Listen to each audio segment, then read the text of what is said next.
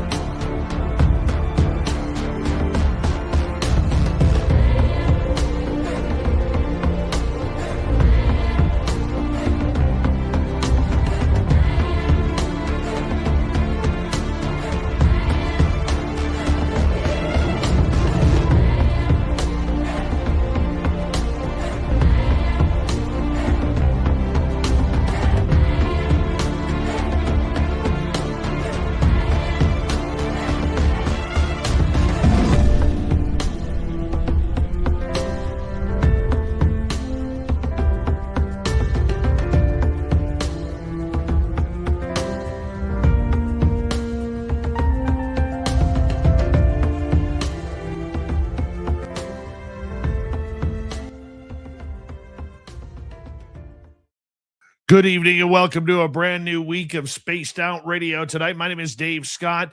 We got our good friend Josh Rutledge hanging out here tonight with us, so make sure you enjoy your time listening to him because he's damn good. Very damn good. But first, we need to say hello to each and every one of you, including, who do we have? Tim Mothman and his goatee in the gold medal position. T-Bone with a silver. Kitty Cattywhack with a bronze medal tonight. Let us move on here as we say hello to Kitty Cattywhack and we say hello to Robert Lamoth. Thank you for coming on in. Mel WD-40 is here lubing us up for tonight's show because literally Josh will not come on this show unless he's nice and lubed. So Mel is currently lubing up the wizard as we speak. Thank you, Mel. Don't forget to give yourself a little shot as well. Road Flair is here. Road Flair will be signing autographs after the show. Line up to the left of the studio if you don't mind. To the left of the studio. Shaq Valet, nice to have you here. Evan Walters, you're pissing me off. And we're only about a minute in. Pissing me off already. Shane Gord, how you doing? Nice to see you here. Frankie B, Missouri man. Thank you guys for joining us as we continue on with our roll call. Up next, we have Archon. Thank you for coming on in. Necessary Dialogue. Good to see you. And Cosmic Joe. Thank you for joining us. Number 4 in your program tonight, starting on defense from Stockholm, Sweden. Lars Janssen.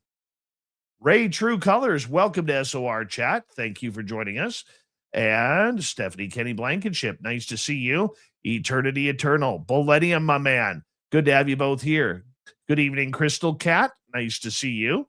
And Morwick is here. Morwick will be signing autographs after the show as well. Line up to the right of the studio if you don't mind. To the right of the studio. Be gentle. It's Morwick's first time signing autographs tonight. Les Paul Holland in Australia. How you doing, my friend? As we continue on with our roll call. Jay Truth, good to see you. Ozzy, thank you for coming on in. And, oh, my computer. Big jump here. Big jump. Okay, I think we're back on track here. Honest Content, good to see you. And Gary J, nice to see you. Lex Diaz and Edwin Guerra, thank you both for coming on in. Stargazer, Undead Jed, nice to have you both here. JMJ12, nice to see you. And who is next? It's Aussie Ange, everybody. There she is. If you wave at Aussie Ann, she always waves back. She's waving right now as we speak, I promise you. She'll even mention it in the comment that she was waving. Pam Harris, nice to have you here. And who else is here? We're caught up. Holy cow. I sped through that. I'm like a speed demon.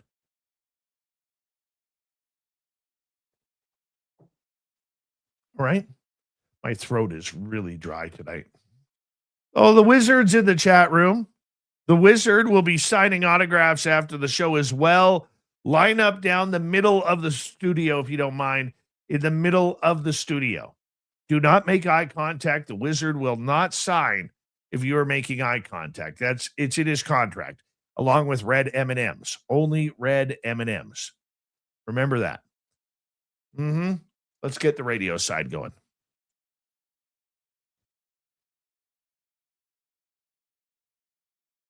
Hello and welcome to the radio and podcast side of Spaced Out Radio tonight. My name is Dave Scott. We are going to enjoy a night of UFO talk with the wizard, Josh Rutledge, state director. Is it state director of Arizona now? Of Phoenix, of Tucson, of Mesa? He's one of the directors. We'll get that in there. He's typing it in as we speak. All right. Yeah. Chief investigator. All right. We're getting this thing. Super chat is open. It's a wonderful way to support what we do on this show on a nightly basis. And don't forget, you can shop at our Spaced Out Radio store, everybody. We do not have ugly swag. No ugly swag. So make sure you check it on out. You're going to like it. I promise you. Just go there and shop at spacedoutradio.com. You'll like it. Yeah, it works. By the way, we're up to 30,017 subscribers. We only got 19,983 to go. Throw those horns up, everybody. Let's rock.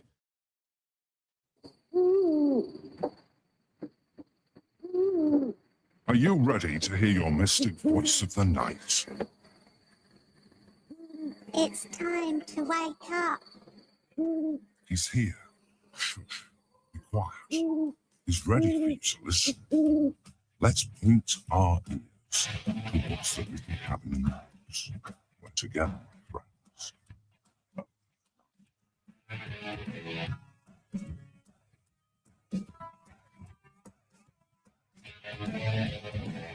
It's time for Spaced Out Radio with Dave Scott. From the mountains of central British Columbia to you listening around the world, this, my friends, is Spaced Out Radio. I am your host, Dave Scott, sitting in the captain's chair of SOR headquarters.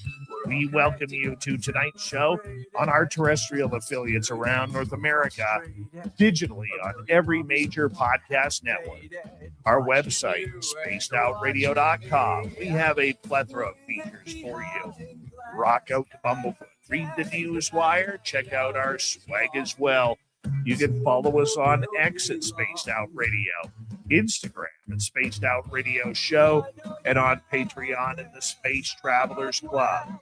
Tonight's show is brought to you by Caribou Con. Get your tickets right now at cariboucon.com for British Columbia's only paranormal conference, September 18th through 20th. Come join us. We have an amazing show for you tonight. We're going to get more into the UFO files, find out when the next ones are coming from MUFON in Arizona. We have Josh Rutledge. We call him the UFO wizard around these parts. He's going to put on an amazing show for you. In hour number 3, Swamp Dweller will kick things off with another spooky story. We'll follow that up with Grant Baker coming on in for the UFO report. And trust me, it's going to be a busy one. You're going to want to stick around for that. So it's that time where we got to get into this because we love it when the wizard is here. And nobody better to keep us up to date with what's happening than Josh Rutledge. Josh is an established UFO researcher, investigator, and commentator who has earned a reputation as being the UFO wizard, especially around here at Spaced Out Radio Land, exploring some of the most intriguing mysteries surrounding the phenomena. Known for his interest in the bizarre and unexplained, Josh investigates reports involving UFO encounters, especially in his home state of Arizona, where he is a part of MUFON and considered the state's chief investigator. He likes cryptid activity, paranormal experiences, and other high-strangeness events that challenge conventional understanding. His dogged research often focuses on uncovering overlooked details and connecting patterns that may help shed the light into the unknown, especially when it comes to this latest and greatest disclosure movement. The UFO wizard himself, Josh Rutledge. Welcome back to Spaced Out Radio, my friend. How are you? I'm doing fantastic, Dave. It is so good to be back on Spaced Out Radio. It's been a hot minute. A lot of things have gone down since I was on here last. It'll be good to get into them and talk about them. It has gone crazy, crazy, crazy. I mean, we're 3 weeks out since the original UFO drop. We are looking for more. We want more. We are looking to figure out what these are. Now, Josh, you know me, man. I am a very critical person of anything that comes from the government. But I have been excited. I know this is going to shock you. I have been excited about these releases because I understand, as much as I don't like a lot of the reports, can't stand the videos, it's a drip. We're in the beginning of a marathon. We're not even, an eighth of a mile into this race. Okay. Yep. And we're not in a sprint here. And I'm excited by it. I think it keeps it in the news. It keeps it relevant. Your thoughts? Yeah. I mean, I probably should have said, I'm glad I didn't make a bet when I said that it will be a nothing burger of, Trump's statement of releasing stuff. I'm still not sure that it's not a nothing burger, simply because there's a lot of stuff there, but there's not a lot of stuff about that stuff. So, it's really hard. I was asked by the MUFON state directors to look at a bunch of videos and see hey, what are these things? What do they show? What do they depict? What are my initial thoughts as an investigator? And so far, my initial thoughts of investigator is that they don't really give us a lot of information about a lot of these things. And so it's really hard to know if I'm looking at a genuine UFO or if I'm looking at an airman who doesn't know how to, what a Mylar balloon looks like in infrared. So it's really just, it's a lot of stuff to sift through, and I'm not quite sure yet. My gut says there's something off, but I don't know. I'm like you, skeptical about whether or not the government is actually giving us legitimate stuff. Oh, I don't think they've given us a legitimate video. I think we're seeing man-made objects right through.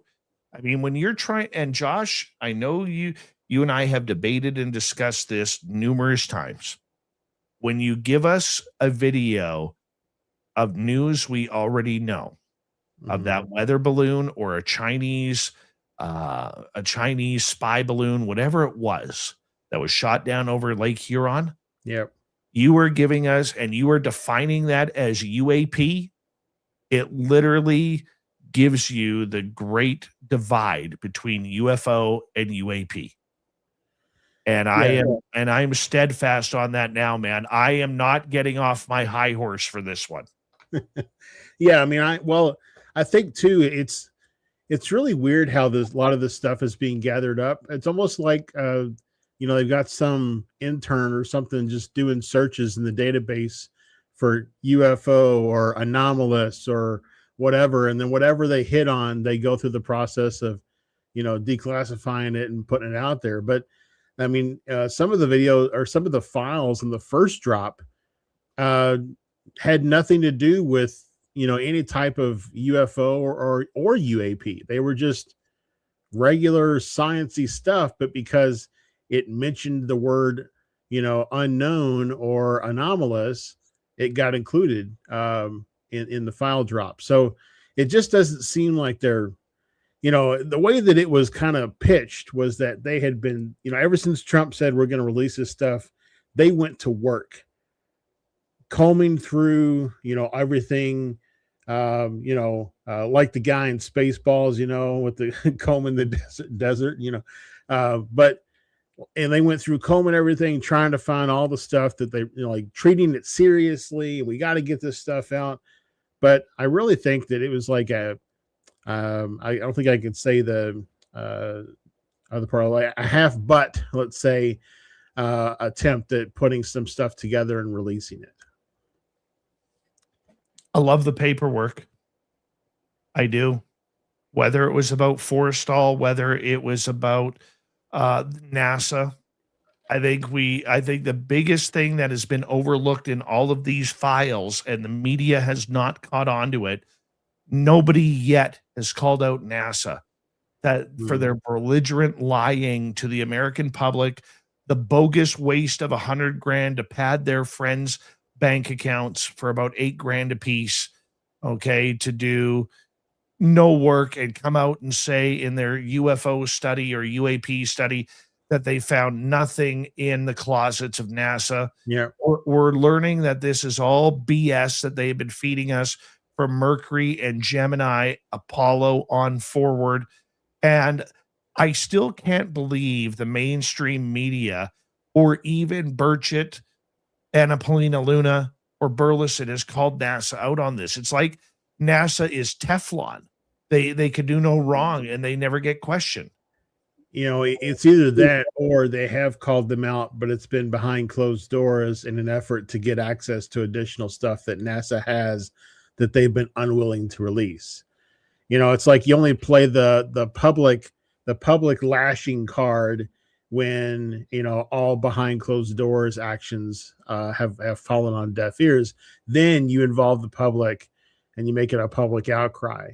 You know, there's people like you and me, and I'm sure others who have, you know, brought to light this thing around, you know, NASA saying they had nothing, but yet here's all these files from Mercury and Gemini, etc. So, you know, the public in the community, right? They're aware that but I think that the public or the community has known for a long time that NASA has been holding stuff back because we had actual astronauts in those early programs talking about what they saw. We didn't have the transcripts like we do now, but we had their, you know, kind of eyewitness testimony, you know, to kind of fill in the gaps. So we knew that stuff existed, and NASA constantly saying it didn't exist, and we lost the tapes, and we accidentally recorded the Super Bowl over top of the moon landing or whatever. That, you know, we knew that was a bunch of BS. Now we can actually call them on it. But for the general public, like you say, you know, big media is not really calling them on it yet. And I think it's because as of right now, there's nothing to be gained from it. It's still, they're still playing chess. You know, they're still playing chess behind closed doors, Burchett and all those other guys. And right now, using the public to push NASA is not the good chess move. I would disagree on that. If you know, and here's where I would disagree. Let me rephrase. I agree and disagree with you. Publicly speaking, like the politicians, you're absolutely right. But it shouldn't stop the politicians or the insiders, the people who work with the politicians, okay, to sit there and say, hey, you know, behind the scenes, Tim Burchett is going after NASA. You might want to focus your UFO investigation if you're continuing this story. You might want to continue that investigation by looking into the cover-up of NASA. That's the big one. That's where we need to go. And that's usually how things get leaked. And I'm surprised that hasn't happened yet. I mean, NASA continues to be like Teflon.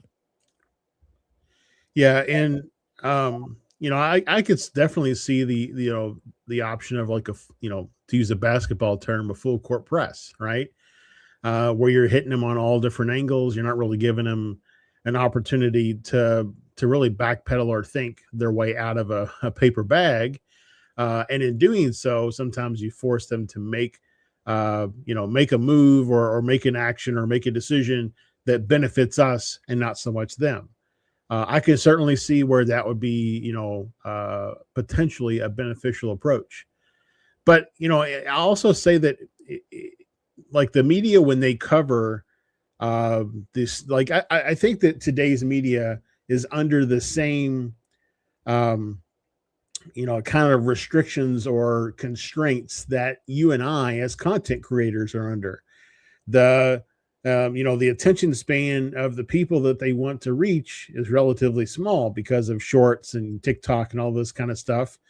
And they're more likely to get traction showing, you know, one of the videos from the site that really doesn't provide a lot of context or anything, as like a shocking video that was just posted, versus trying to show stuff that, NASA has said they didn't have, and now these documents say they do.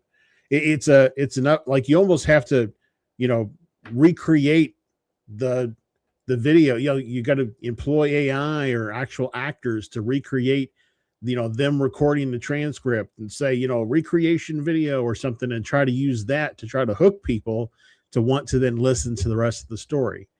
It's kind of a sad world that we live in these days, that you basically have 7 seconds or less to get someone who's scrolling through on their phone to pause and listen to whatever the rest of the story is. And so transcripts and things about NASA is just a hard thing to get people to stop and listen to after 7 seconds. I can appreciate that, but that old school crowd, my friend, it shows that 40 and up crowd still likes the evening news. They do. They still like to have that information. They want to know the long version, rather than the 40 and under crowd that, you're right, is about 7 seconds to capture their attention. Yeah, I mean, I don't know. I'm above 40, and sometimes some of that stuff is too long, didn't read. AI summaries are becoming my new go-to for identifying if an article is worth reading or not. Because at the end of the day, and this is going to sound kind of ridiculous, maybe, I don't know, but like when you come into this world, there's only one commodity that matters, and that's time. And if I'm going to spend 15 minutes reading or watching an article that AI can summarize for me in the point where I can read it in 5 minutes, I'm going to make the second choice. I can understand that. Especially for people like you and I, where we have to stay on the up and up. And there's just too many articles out there to read all of them.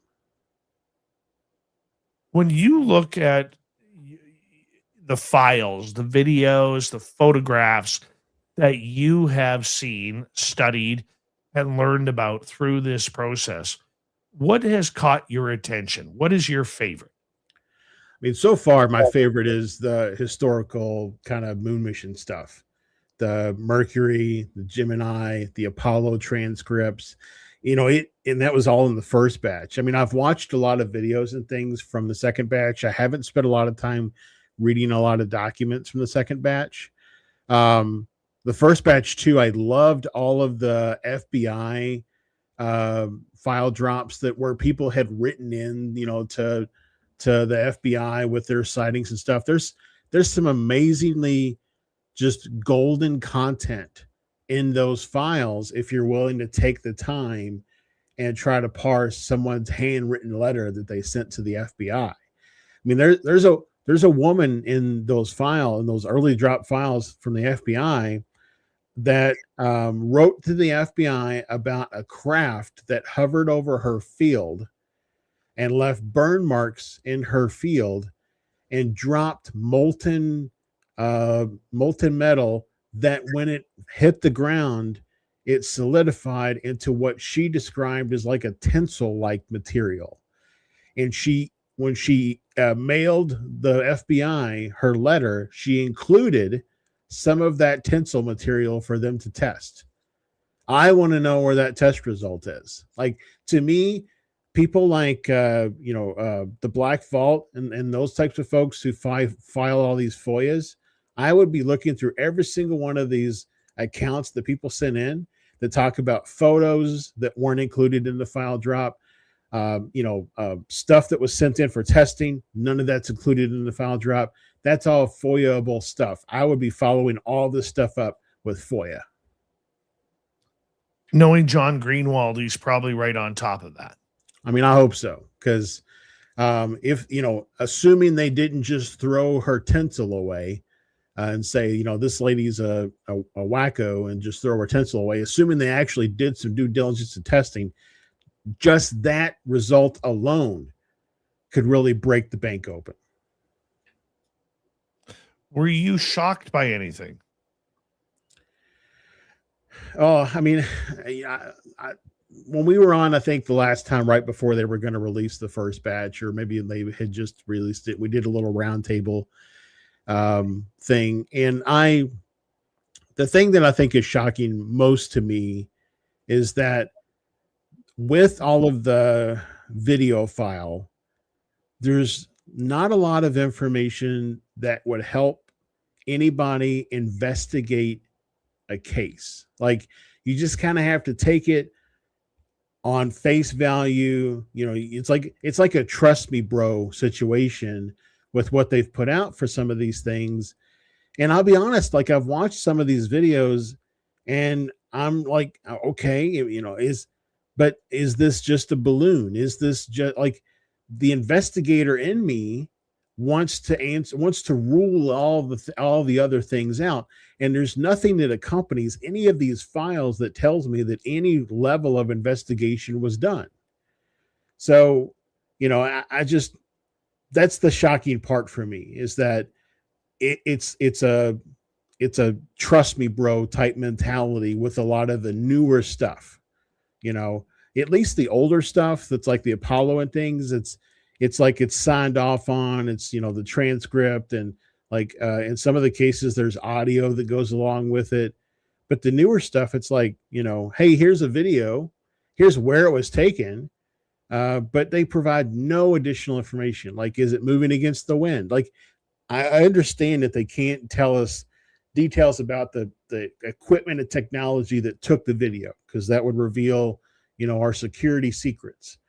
But they can still tell us things like it was moving against the wind. The wind was coming from the north, 12 knots. And this thing was moving against, like, just that bit of information doesn't jeopardize any technology that they're using to record it, and gives us so much more information than just the video alone. You're speaking with Josh Rutledge, the UFO wizard from MUFON, Arizona, with us right now. Josh, let's focus on the videos for a second, because this has been a hot topic for debate in the UFO world. I like it. I'm going to be positive here. I like the videos coming out. I don't like that they are all about a game of Pong. Okay? Where we're seeing just these dots moving on a grainy 1970s RCA television with rabbit ears. I don't like that. Okay. But I also, I think I've matured enough in this field, okay, where I understand, once again, that they're taking the slow drip here. Okay. But the videos have been less than desirable. Even this past weekend on Fox News, Congresswoman Lauren Boebert actually made a comment basically calling them blasé, like they've given us nothing so far. You know, now she's more woo. Let's be honest. She's more into the woo than she is the nuts and bolts. But in the end, realistically, what are we looking at? There's about 66 videos that have been released now. What are we looking at here? Well, I mean, for some that I've looked at I agree. In the first batch, it was mostly just, lights or orbs in the sky, or at least that's the way that it, is kind of proposed that they are.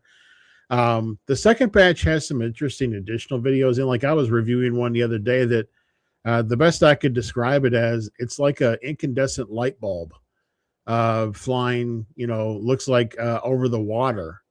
Now, could it still be a Mylar balloon, and just the way that, IR hits it and it makes it look like it's hollow with some sort of, burning, flickering thing in the middle of it? Sure. I mean, it could be. And that's what I mean about, any type of information that tells us they've been investigated. But I also think that we're, like, I was looking at a lot of the videos in the first batch and the second batch, and a lot of them are shot with IR cameras or thermal cameras. And thermal and IR cameras don't render other things in the foreground or background the same as a regular, just, lensed camera. I've got a thermal camera that I use that's hooked into my smartphone. And when I use it outside and stuff, I can make out trees and a horse and things like that. but it's the images are rendered differently. So, it may just be the type of camera that's being used too. The UFO wizard Josh Rutledge, chief investigator from MUFON in Arizona. We're going to continue with the UFO talk, the files, what's next, and more on Spaced Out Radio.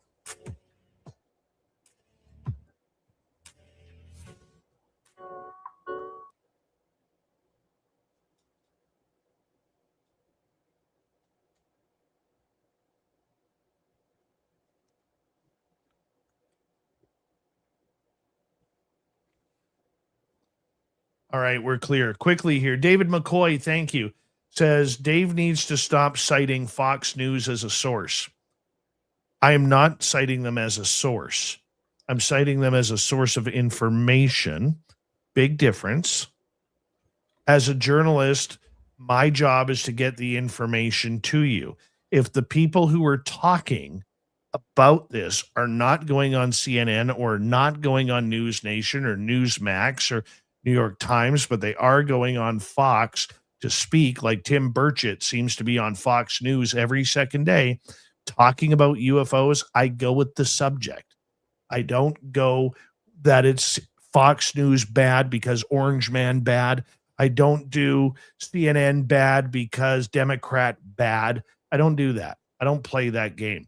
I'm going where the information is and who's speaking about it. I don't say that to sound insultive, but I am saying that so you understand my thinking on this. Okay, so I hope that kind of clarifies for you why I'm doing that, but it's not meant to promote one outlet over another. And if I could maybe chime in here too, this is not necessarily strictly to the UFO topic. I use a program app. There's a website too called Ground News. Yeah. From earlier, but it aggregates news from across left, right, center, the whole kit and caboodle.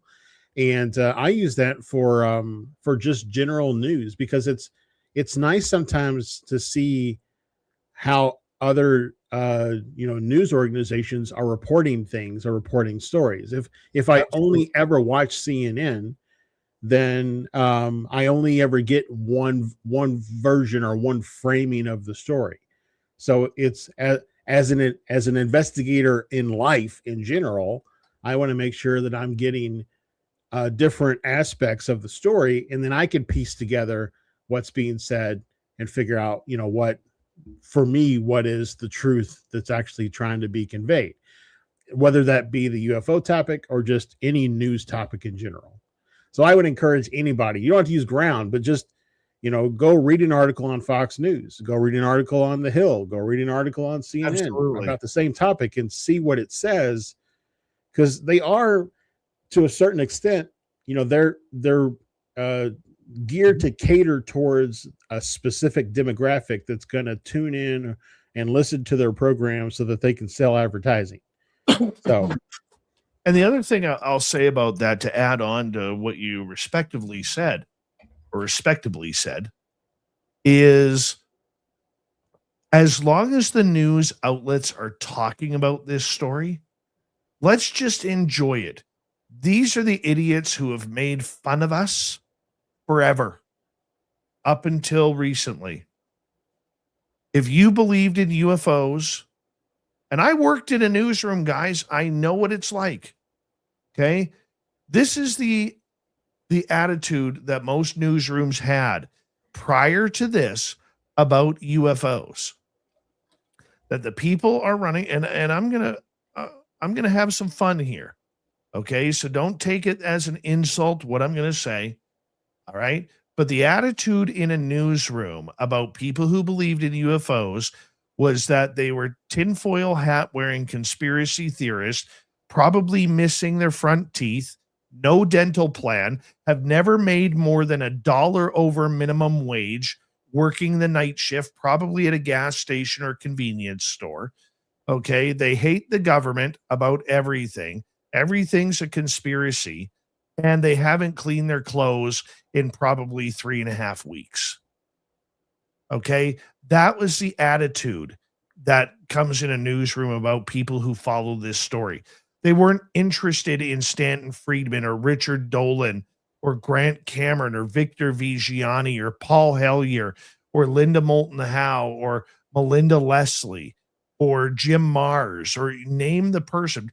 They have no idea who J. Allen Hynek was, or Jacques Vallée, or anybody about this subject.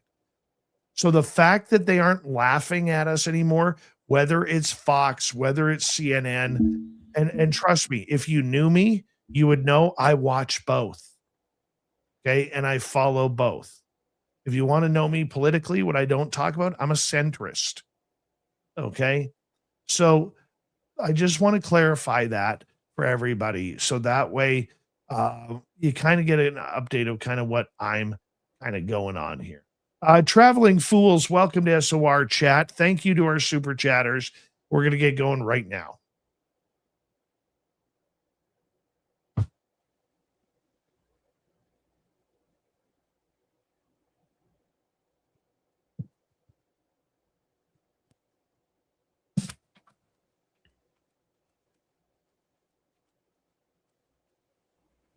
We are into the second half hour of Spaced Out Radio tonight.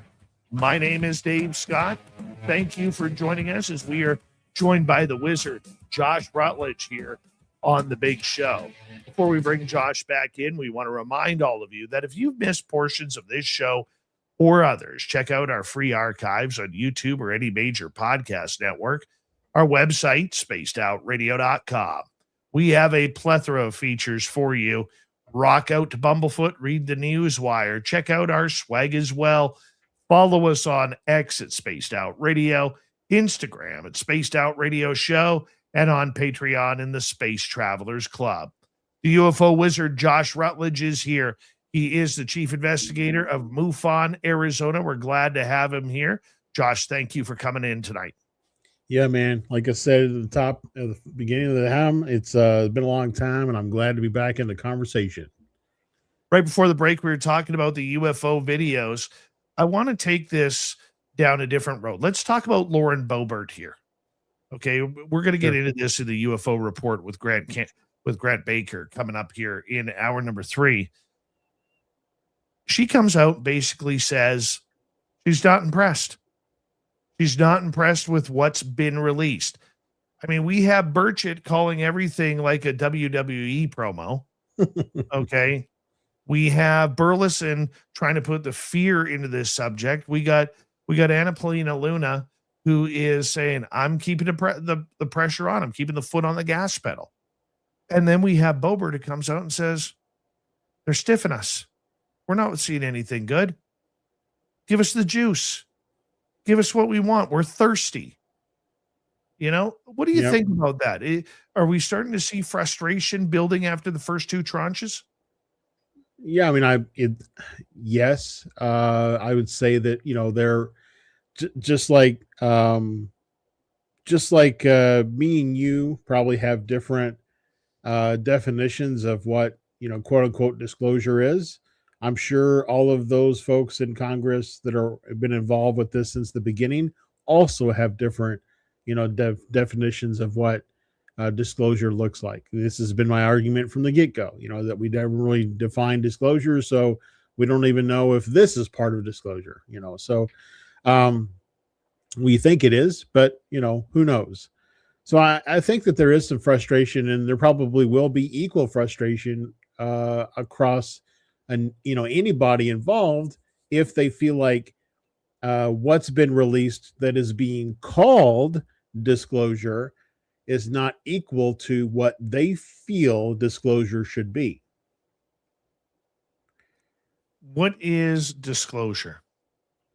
Well, I mean, from a definition perspective, it's just a revelation. It is a reveal of information. So at a very, high level, this meets the definition of disclosure because it is a reveal of information. But I think when everybody else talks about disclosure, they mean something else. They mean something deeper than just a release of some video files and some ancient transcripts from the 40s, 50s, and 60s. So that's what I mean. Like, it's kind of like disclosure is like the term UFO. People who commonly use the term UFO, I think, and now, Dave, I'm going to call you out here a little bit here, but I think this probably fits you. Commonly, when you use the term UFO, you mean alien piloted spacecraft. So, same here. When people use the term disclosure, it is a simple word that represents a complex topic. And because we've not defined what is included in disclosure, what does it look like to have achieved the disclosure that the community is talking about, that complex topic, it's really hard. I think in some cases a bridge too far for people to say, 200 plus documents is not disclosure for a lot of people. I mean, it's certainly not disclosure for me, but like I've said before, for me, disclosure happened in 2018 when the government said, yes, those videos that you saw as a part of the New York Times article, they're real, and we claim them to be true. To me, that was disclosure. That was a reveal of truth, that the government has these files, they have these videos, they claim them as their own. I don't need to see all 2,000 files in the data bank, because I know that that statement alone tells me that there are at least those 3 video files. And if there's those 3 video files, then there are many, many, many more that have not seen and likely will not see the light of day. How do we judge the difference between a video that is going to be public and a video that is going to stay top secret? Because from what I've seen so far in the videos that have been released, I can't see how any of this isn't public so far. I mean, if you mean the videos that how are they making a determination of what stays classified? Yeah.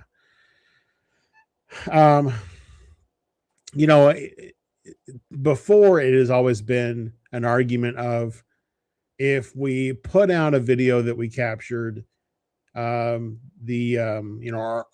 enemies might be able to determine what our level of surveillance technology is. But the videos that have been published so far, half the screen is blacked out, to hide any information about where it was taken, what technology was used, so on and so forth. So let's say for a moment that they have a video of a craft landing and ETs getting out of it and walking up to, personnel standing in the middle of the field, right? If they have that same video and they black out all the detail with boxes, how is that that's no more revealing than anything that they've put forward so far, also claiming to be anomalous, right? As far as the technology that's being used or our ability to conduct surveillance, there's no more revealing in that video than there is in anything they've put out so far. So if that video exists, which it probably does, but if that video exists, then that's the video that I think everybody's waiting for. In that larger, deeper topic of disclosure, that's the video that everybody's waiting for. Unfortunately, because of AI, I think a good portion of the population wouldn't even trust it if it came out. Yeah, I was going to say the same thing. I mean, how do we trust any videos now?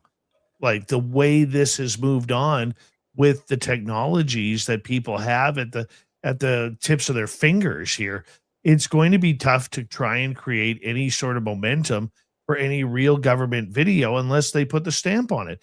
And who's to say the government wouldn't, throw in an AI video or two there to kind of help their furthering of their own agenda? Yeah, I mean, you can take AI is pretty good about discovering when AI is at play. So you can take the video and upload it to AI and say, hey, was this video created with AI? And it's usually pretty good about identifying when that's the case. So there are some checks and balances that you can do to do that, but there's also a good portion of the population that wouldn't do those checks and balances, right? They would just take whatever is presented, and this is going to sound really rude, but they would probably just, eat that slop no matter what it is, as long as it's served up on a silver platter. And because I see it every day on Facebook and other social media where people are like, oh my goodness, look at this UFO that was caught. And it's clearly an AI generated video. If you look detail around the edges and things like that, there are inconsistencies. There's phasing in the way the video plays, et cetera, et cetera.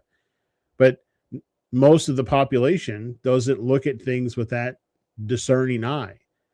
And instead they see that thing and then they share that thing across all the socials, and it spreads like wildfire, and it's an AI deep fake the whole time. So, it's not even a matter of, would the government use an AI video? Maybe. Would the government give us a video that's legitimate? Maybe. But does the general public have the discerning eye to know if something, is legitimate? And by the time an expert comes forward and says, hey, wait a minute, everybody, this is a chandelier reflecting in glass, Lou Elizondo, it's a nothing burger. By then it's already spread across the internet, and hundreds of thousands of people have seen it and believed it and reshared it and everything else. So it's just, the society that we live in with technology, we don't have the buffer of being able to put something out and then later walk it back, because of how fast things move once they hit the public eye. So the due diligence has to be done up front. And I'm not sure with these files that have been released so far that due diligence is happening. Yeah. I understand where you're going with the due diligence. I think that right now, as many people have speculated, that there could be this, how can we put it? This battle, this internal battle between agencies and the government and Donald Trump's word as president, about releasing the files. I mean, we have politicians on both sides of the ledger who are sitting there trying to play one side against the other here. I mean, we're still in a lot of muddy waters in Washington, D.C. with this. Are you hearing the same? I am. Yeah. Well, I think that there's generally the general kind of what I'm hearing from people is that President Trump doesn't really care about the topic one way or another. He, was kind of pushed, if you will, by the public's interest and hearing about hearing what files there were.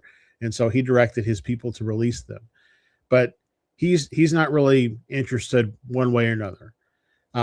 So because he's kind of indifferent to the topic, he's not really pushing for the stuff to come out, or pushing for the good stuff to come out, or pushing for the due diligence to occur to make sure that what we're putting out there is legitimate. He just said, I'm going to release the files. The files are being released. Therefore, he's good on his word. I think the people in Congress who have been behind the UAP task force and stuff, those folks are more interested in the due diligence stuff, the discernment of what's been coming out, making sure that it's good quality things, that we're not putting, videos of aerial flares out there and saying they're unknown when in all actuality, that's not the case. I think they understand the potential negative impact to the topic.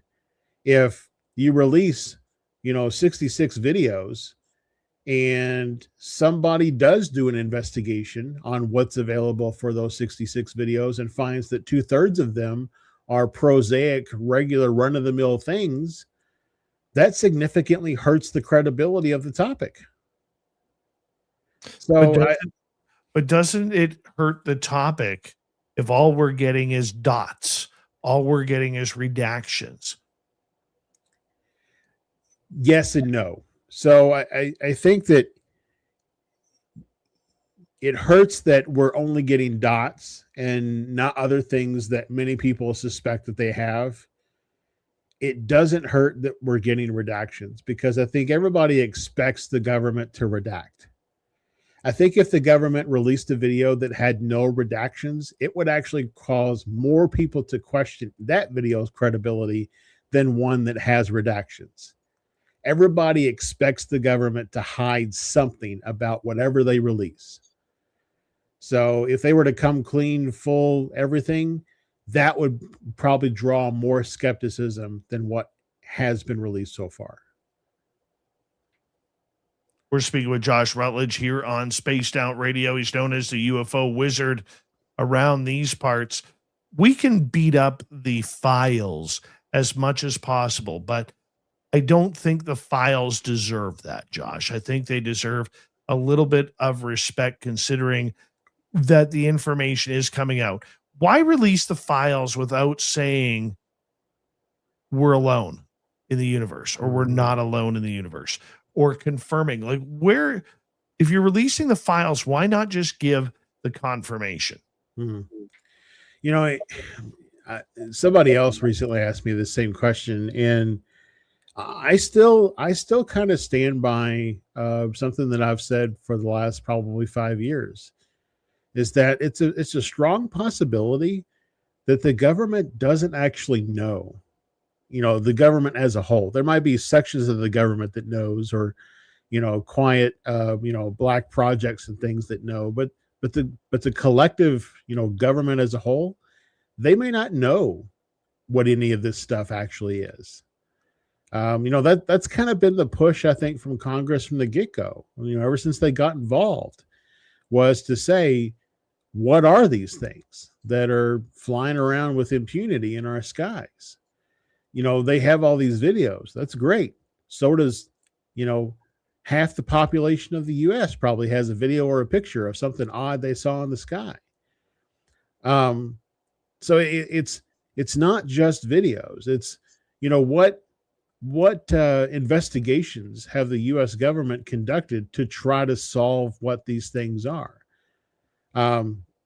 We know that the U.S. government is heavily compartmentalized. I say the U.S. government, but I would imagine that most governments around the world are probably heavily compartmentalized. And so, it's very possible that they're just not knocking on the right doors and asking the right questions to the right people. But it's also very possible that they just legitimately don't know. That there's like that old adage. I'm not going to be able to say it verbatim, but it's better to be thought a fool than to open your mouth and remove all doubt. By them releasing these videos and art and documents that they've collected over the years, they can say, hey, yeah, we recognize that this stuff is happening and it's real. But not making a statement doesn't necessarily mean that they're not making a statement on purpose. It could be that they just actually don't know what the statement is they need to make. At some point, though, there has to be something said about this. I agree.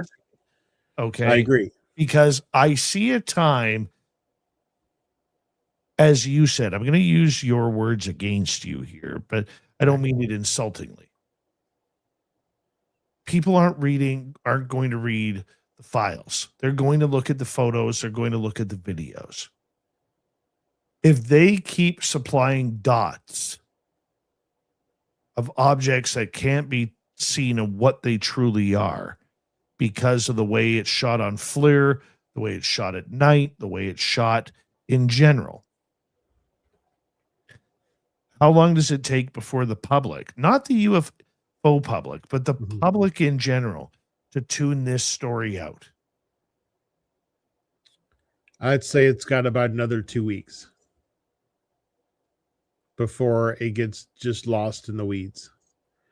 But I mean, that's also because of our news cycle. You know, we're 24 hours or less news cycle. There's something new happening every day. And so if unless, you know, some really good, like you say, some really good video is found or uncovered, or somebody is willing to kind of put their neck out a little bit and say, hey, I took a look at this video and I did video analysis on it, and this thing is legitimate. You know, unless somebody's willing to go on record as saying, you know, here's my credibility on the line for this video. I just don't know how much longer this kind of stuff is going to keep their attention. It's like, okay, everybody who has a cat or a dog, my dog does it too, but the red laser pointer, you know, you point it on the wall and stuff, and the cat jumps for it, or dog bites at it for a while. And eventually they realize that they're never going to get it, or that you know, it's actually you who's doing something with your hand. And then they go off and do their own thing. I think we're getting close to that being the case for the general public. They've shown up to see what the red laser pointer is going to show them, but so far all they've done is hurt their nose every time they shove it into the wall. So I just don't know how much longer this kind of stuff is going to keep people's attention. You know, for somebody like me, if I do the video analysis and I'm willing to come forward and talk about it, I'm a MUFON investigator. It's in my wheelhouse to investigate this stuff. So for some people, they might say, well, this guy's biased because he already does believe in these things and he's seeing stuff that isn't actually there. I think it takes somebody who's not related to the UFO community almost at all to review some of these things and come forward and say, hey, this is legitimately unknown. I don't know what this is. You know, if Neil deGrasse Tyson took one of these videos and says, I don't know what these things are on TV, I bet you people would pay attention then. Of course, and he's starting to do that. Do you think he's been, you know, in a sidebar comment, do you think he's been kind of lying in the weeds waiting for this moment? I don't know. He was you know, he's got a podcast on YouTube that he does.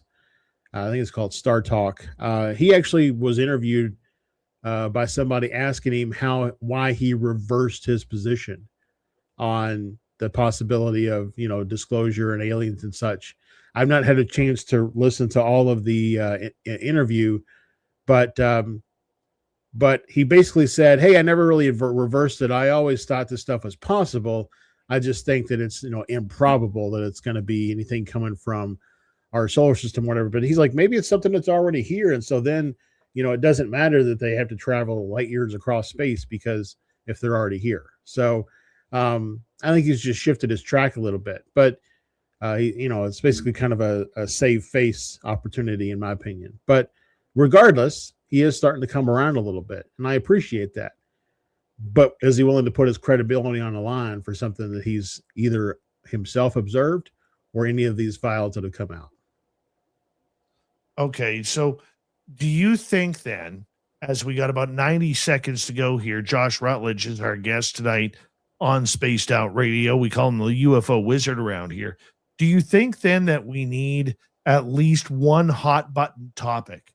And if so, what would that hot button topic be for the next release, or maybe the release after that? Because I think they got one more gimme before the public starts tuning out. Yeah, I think we need a video, not a photo. We need a video of something more than a dot or a blip or a blob in the sky.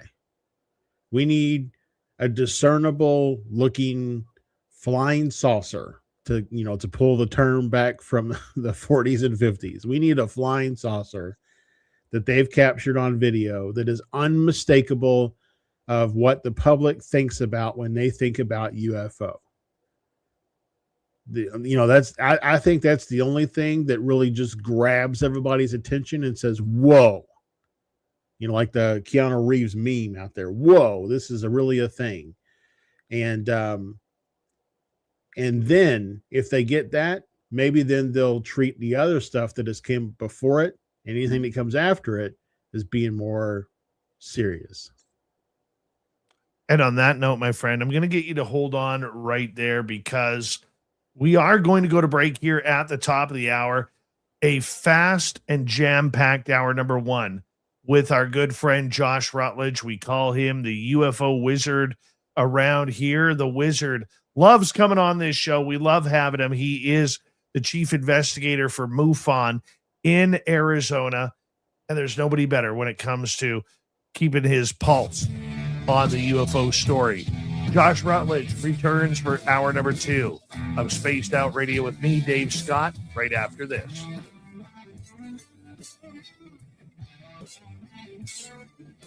This is Spaced Out Radio with host Dave Scott.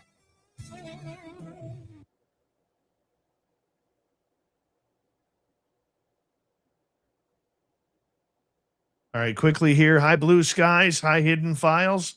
How you guys doing? Thanks for coming on in. And Josh, we're going to take about a 5.5 minute break. Hi, Mr. Cowley. How you doing?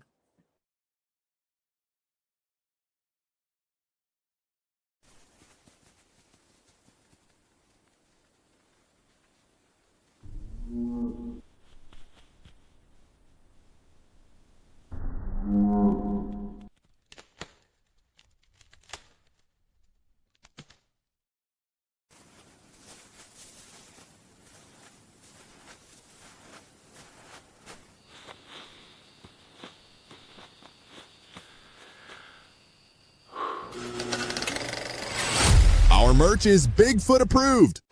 We have t-shirts, we have mugs, we have hoodies, we have socks, we have hats, we have stickers, and so much more. Whatever you're looking for, we have you covered. Why just be a fan of the paranormal when you can buy Spaced Out Radio merch and look the part? Our merch ain't ugly, folks. Check out the Spaced Out Radio store. Find the link in the description below.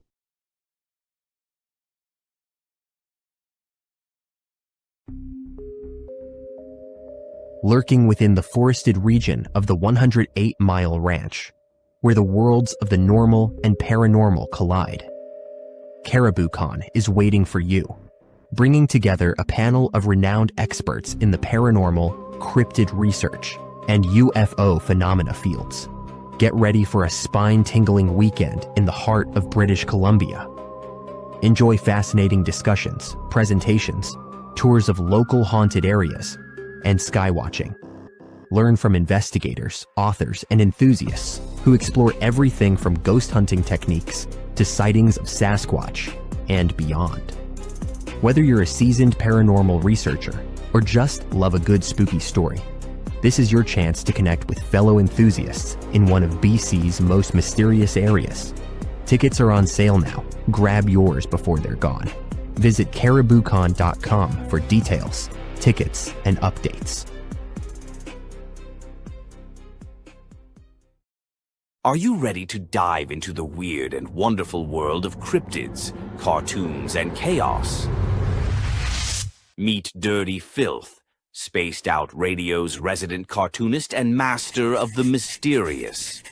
Every Saturday at 2 p.m. Pacific, join him live on the Spaced Out Radio YouTube channel for Cryptid Cartoons with Dirty Filth, a hilarious hour where he sketches bizarre beasts, shares mind-bending stories, and battles his mischievous cats.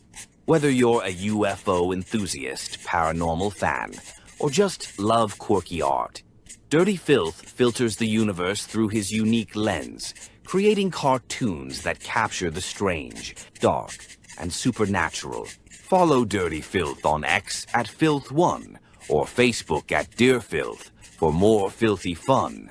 Find his link in the description below.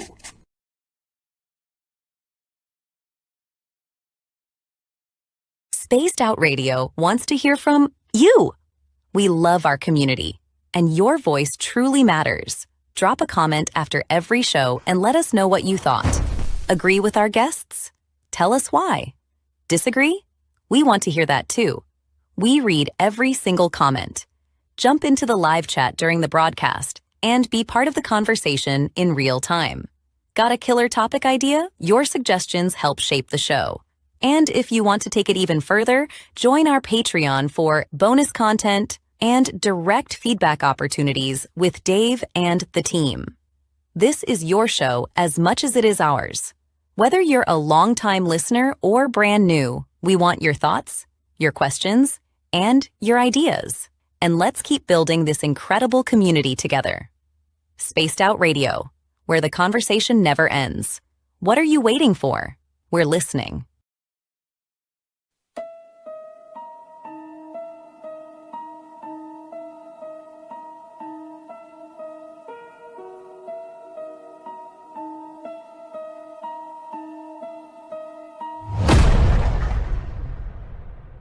With 5 explorable Gold Rush-era buildings said to be home to spirits of a time forgotten, the 108-mile heritage site in the heart of BC's Caribou region offers a unique opportunity for thrill seekers and history buffs. For an evening of historical fun, step into our guided ghost tours, where spine-chilling stories of Gold Rush legends and unexplained encounters come alive. For those craving even more, inquire with us about conducting a hands-on paranormal investigation of your own. And if you're truly brave, book our haunted sleepovers. Spend the night at our B&B inside the McNeil House to truly experience this historical landmark and its ghostly secrets firsthand. For booking or inquiries, go to haunted108.com.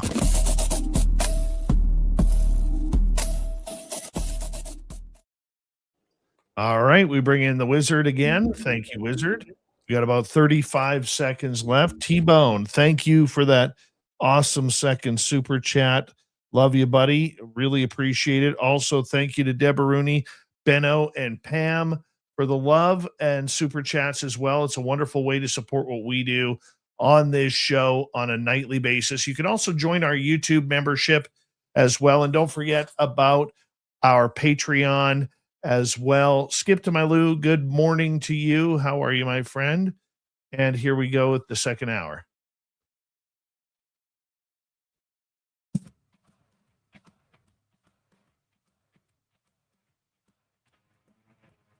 Here we go with hour number 2 of Spaced Out Radio tonight. My name is Dave Scott. Thank you very much for tuning us in as we talk UFOs with the Wizard, Josh Rutledge, Chief Investigator for MUFON, Arizona. And later this week, we'll have one of the board of directors from MUFON, Bob Spearing, on the show to talk about MUFON's stance on the files and where this whole project is going. That is later on this week. But first, we want to say hello to all of you listening in on our terrestrial affiliates around North America, digitally on every major podcast network, our website, spacedoutradio.com. We have a plethora of features for you. Rock out to Bumblefoot, read the Newswire, check out our swag as well. Follow us on X at Spaced Out Radio, Instagram at Spaced Out Radio Show, and on Patreon in the Space Travelers Club. The Desert Clam has set the password for tonight in the SOR Space Travelers Club. It is mottled. Mottled is your password. Use it wisely, Space Travelers, as the Clam sets the password each and every night right here on Spaced Out Radio. We bring in Josh Rutledge. We call him the UFO Wizard around here, and we're glad that he is here. If you want to follow his work, he is part of MUFON Arizona as their chief investigator. So thank you, Josh, for joining us with a plethora of information. You're very welcome, Dave. It's been a plethora of good times. Apparently, I haven't been using the word plethora enough. Yeah, you just need to put that on a shirt. You know what? We used to have a plethora shirt. I'm going to have to create a new plethora shirt for our store at spacedoutradio.com. I'm definitely going to do that. Definitely going to do that. Josh, let's take a look right now at where this is going. You know, we're hearing that around June 6, June 7, we might get the files, the next tranche released. It could be the week after that. What are you hearing?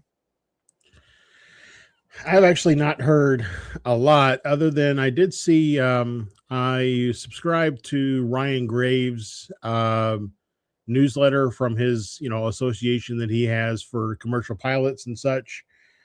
And he sent out an email a couple of days ago saying that the White House has confirmed that they're going to be releasing much better videos than what has been released thus far with higher resolution videos coming. So that's kind of all that I've heard around, what may be coming next. But I haven't heard much about when it may come.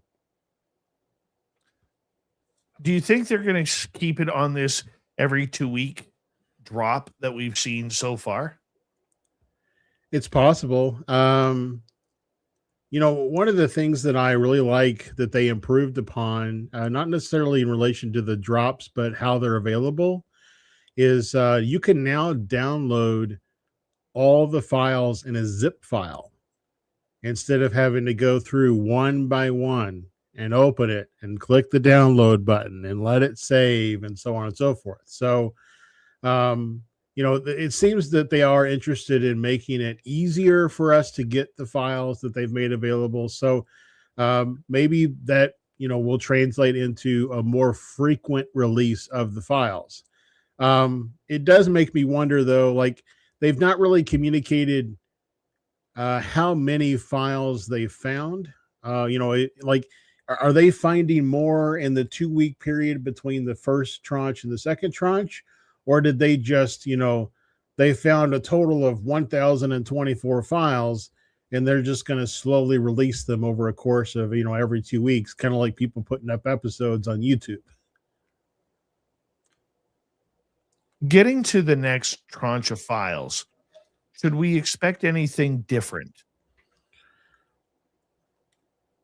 Based on what we've seen so far, I don't think so, other than, like I said, Ryan Graves did hint at his sources saying that there were some better resolution video files that are coming, but it's still, for me, gonna always be an issue of not providing any contextual information for those video files. So, maybe in the third batch, if anybody who's in charge of or a part of the program to release the files is listening, it'd be great if in the third batch, along with every video file, there was some sort of available information about the location that doesn't give away the location or the technology used, like wind speed, time of day, I don't know, if it's over water, was it high tide, low tide, like any of that kind of stuff would potentially help people like me or, others in MUFON or just others that are more investigatory in nature to do a little bit of investigation on what's being provided. I think that when these new files come out, I think we're going to get more from NASA. I think we're going to get more historic files once again, maybe from the 60s and 70s.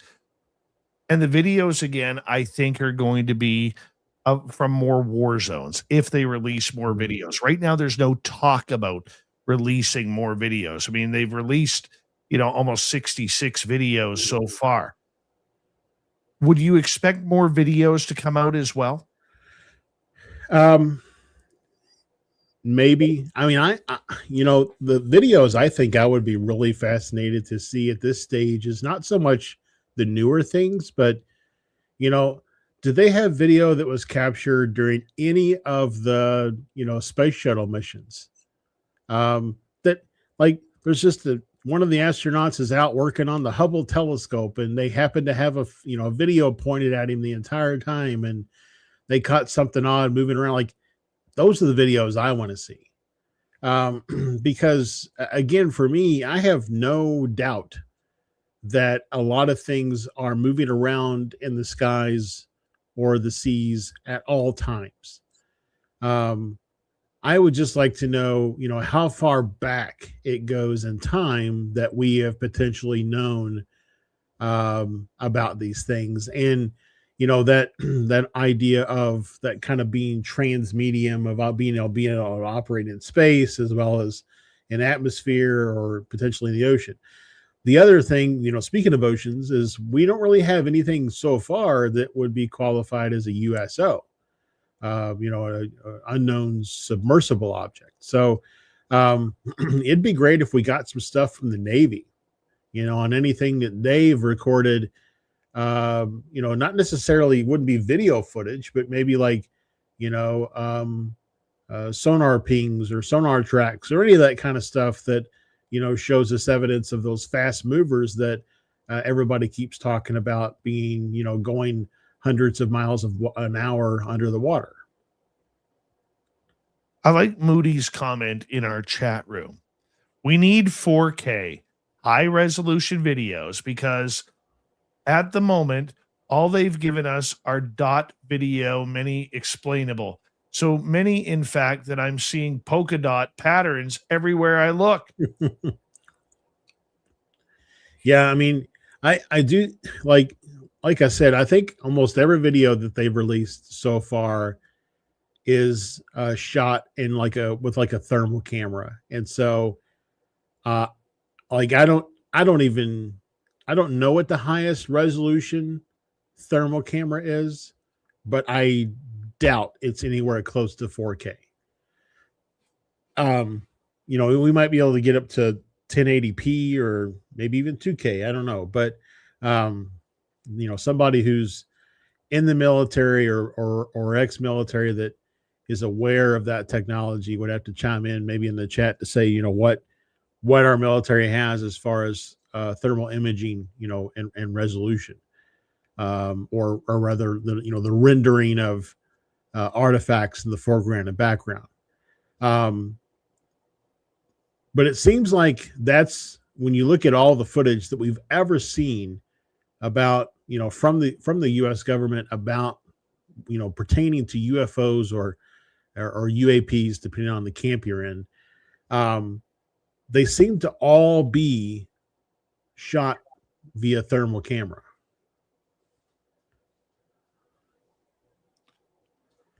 Yeah, the FLIR cameras that the jets are using or the drones that they're using to capture these are pretty incredible. Are you surprised after all the talk, Josh, about what's happening over U.S. military bases, over American airspace, that so few of the videos are actually from the continental United States? I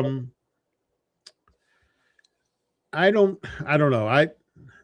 Maybe I know I've said maybe quite a bit tonight, but the thing for me is that there's still a potential level of fear that may be associated with knowing that there are things operating with impunity in our own sovereign airspace. So it's one thing to put out videos of things that are happening around the world and not in the US. It's another thing to put out videos that are happening over Kansas or Washington, D.C., or, this was captured over the Super Bowl last year or whatever. Because that has the potential of being unsettling to U.S. residents, that there may be things operating in the U.S. skies that, we don't have any ability to do anything about, especially, to your point earlier, especially for the, mid 40, 50 age and higher that, still has the idea of, some relatively decent, wars and conflicts in their lifetimes. And that risk of, are we really, that protected, being where we are in the world and things like that. So for me, I think that there's a potential that there was holding those domestic videos and things simply because of the potential fear and panic that it might cause domestically. When do aliens come into the conversation? Well, it depends on, aliens may already be in the conversation. I think one of the first couple of times I came on your show, a couple of years ago, I talked about the possibility that aliens want disclosure, and that they're, they've basically said, hey, you have to, hey, U.S. government or human, governments of the world, you have to start the disclosure process and finish it by X date, or we're going to do what a lot of people call, what is it? Is it devastating disclosure, something like that? Cataclysmic disclosure. What's the buzzword, Dave? I can't remember what it's called. Catastrophic. There you go. Catastrophic is like basically the aliens saying, hey, if you don't start the process now, we've waited long enough. If you don't start the process now, we're going to just, reveal our mothership over New York like they did in V, and so it's possible that all of the work since 2017 has been in an effort towards meeting the demands, if you will, of the ETs or whatever that want disclosure to occur. So that's maybe one side of the coin. The other side of the coin is, let's just assume that the U.S. government and other governments of the world just, they just believe now is the time that the people are ready to know. I would say that if it is a trickle approach, you show them dots in the sky, you show them dots in the water, and maybe you show them some bigger things in the sky. And then maybe you show them some odd looking things like the jellyfish and all of that kind of stuff. And then maybe you finally get to the point of like, here's, the typical flying saucer. You show some videos and things of the flying saucer moving around. And then, here's one that's, landed, near a military base. And then the next thing maybe is, and here's one with, John Q. Alien standing next to it, waving his hand, or whatever the case may be. So if there is some sort of like you said at the beginning of the show, a drip, then, as those drips increase, then I think we would eventually get to some sort of footage with ET. I don't think we'll get to any type of live interaction with ET before they've had ample amount of time to saturate the public with videos depicting ET. Do you think that there is contact going on? With whom? Between the U.S. government and these ET species? I think there has been contact in the past. I don't know if there's current contact happening. I believe, the account of Valiant Thor. I believe the account of the Ebens, that were collected, and supposedly, I want to believe the account of Project Serpo, where we sent humans to live on an alien planet for some period of time, and they're supposed to come back like this year or next year. That's what the end of Close Encounters of the Third Kind is based around that Project Serpo book. So again, I believe that we have in the past. I don't know if we still are. If the governments of the world are still serving as a spokespersons for humanity. Or maybe that's why we've seen such an increase in, conscious contact activities, what some people call CE5, because aliens or ETs or ultradimensionals or whatever the case may be have decided that, they're done dealing with the governments of the world and they want to deal directly with the people. Josh Rutledge is our guest tonight on Spaced Out Radio. Let's go to an audience question here. Go to T-Bone kicking things off. Josh, did you see the Dylan Borland and Jeremy Corbell interview so far? And if so, what do you think?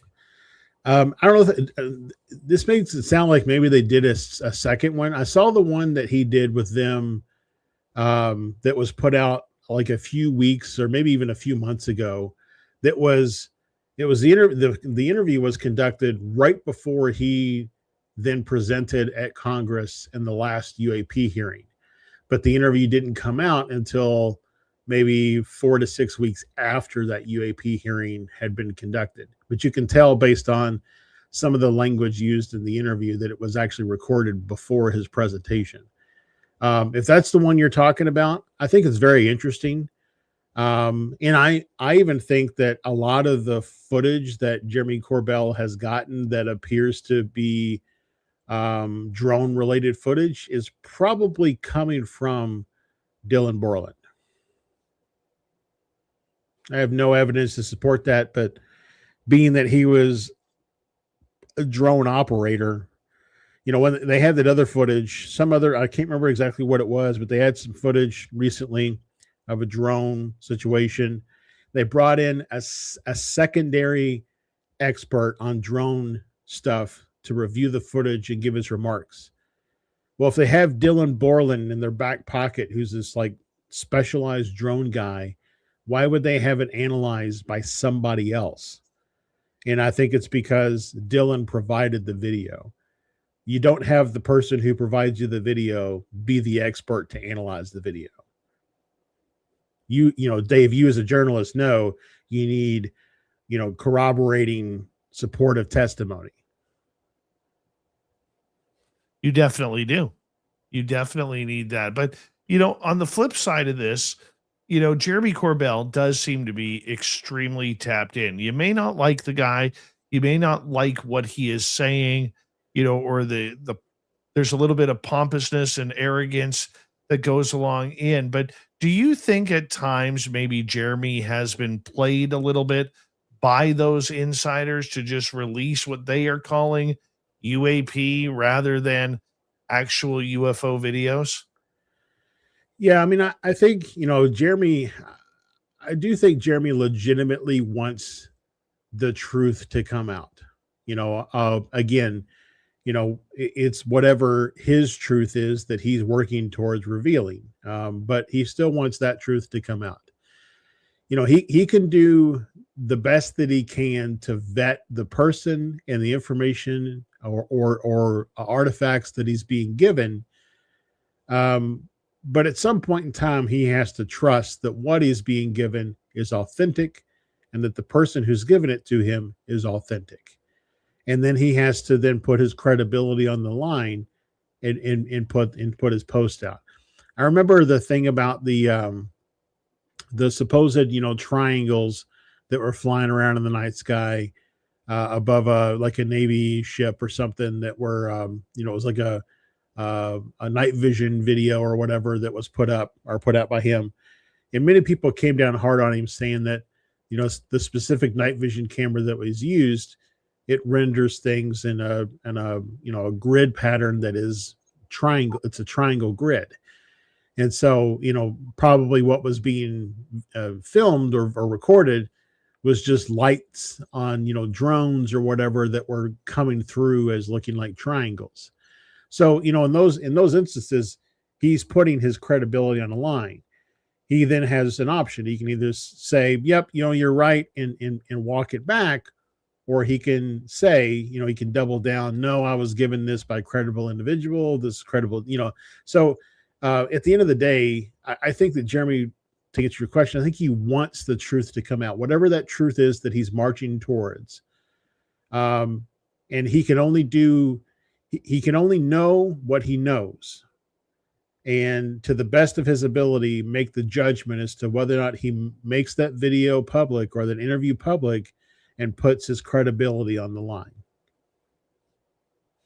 We got under a minute to go here. Josh Rutledge is our guest tonight. We call him the UFO wizard around here. Josh, you know, the short answer here that we will need, Jeremy is dogged at what he does. And I think he needs a little bit of respect for that, you know, regarding his hard work. However, many in the public feel that you know, they have troubles trusting him and his word because he seems to make the story about him rather than the UFOs. Can we trust what he is saying and the hard work he is doing? Yeah, I think so. You know, Jeremy is, he's very, I don't know, the word that comes to mind is charismatic. And he probably has a little bit of an ego, that's been built up over the years. I don't think he's anywhere close to like, Stephen Greer, where he thinks he's, God's gift to the UFO community. But I mean, I'm sure he's made some amazing connections. I'm sure he has his hands on video footage and interview testimony that he can't share.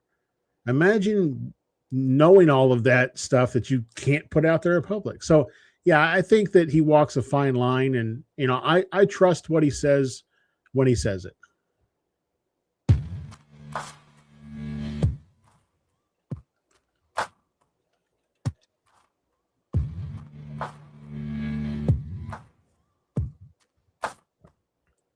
You're listening to Spaced Out Radio with your host, Dave Scott.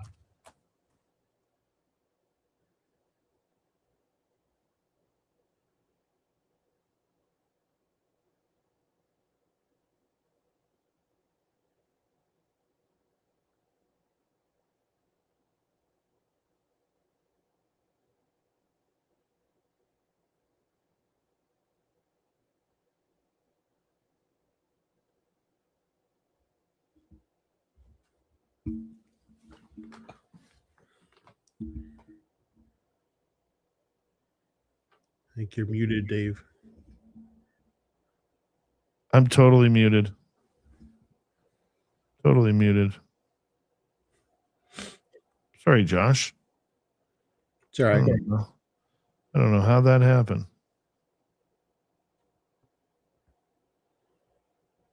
I do know. I had to cough. Damn it. So you probably were muted when you did the readout for the. Well, they would have heard me. They would. You wouldn't have heard me on your side. They'd have heard me on the other side. Gaspiracy, it's been a while. Good to have you back.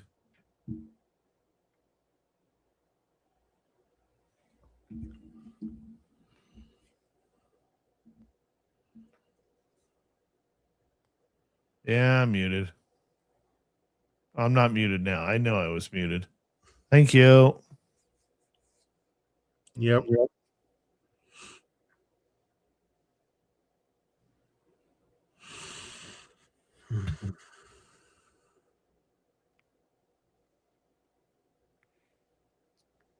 When does Disclosure Day come out? June 6th? June 12th. June 12th is the official day, but some cities have showings June 11th.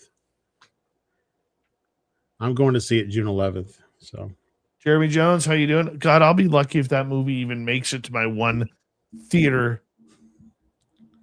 here. I'm hoping.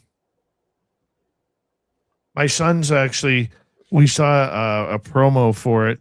I'm like, you want to go see that with Dad? He's like, yeah. I said, well, you know what we're going to do, son? I said, prior to seeing this movie, we're going to make it a night where we're going to, before we watch it, we are going to go watch Close Encounters of the Third Kind first, and then we will go watch Disclosure Day. I'm like, what do you think? He's like, yeah, that sounds awesome. You gotta watch Close Encounters of the Third Kind with the Pink Floyd The Wall album playing underneath. Okay. Remember what was the thing where you could watch Wizard of Oz, and there was like you could queue up Wizard of Oz and Pink Floyd's The Wall at a specific time, and the music matched the movie. Wow, I didn't know that. Yeah, I don't know the exact time. I'm sure the internet does, but yep. Yep. I can't wait for it to come out.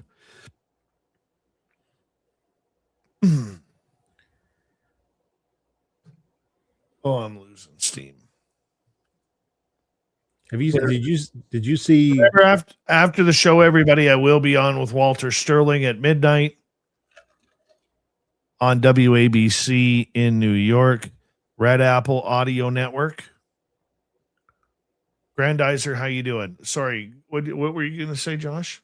I was going to say they corrected me in the chat. It's Dark Side of the Moon, not The Wall. Sorry, everybody. It's Pink Floyd, Dark Side of the Moon, and The Wizard of Oz, you can cue it up and the music matches the movie. I never knew that. I love Pink Floyd. I ever tell you that I saw the 30th anniversary of The Wall? No. From 19th row on the floor. Wow. Yeah.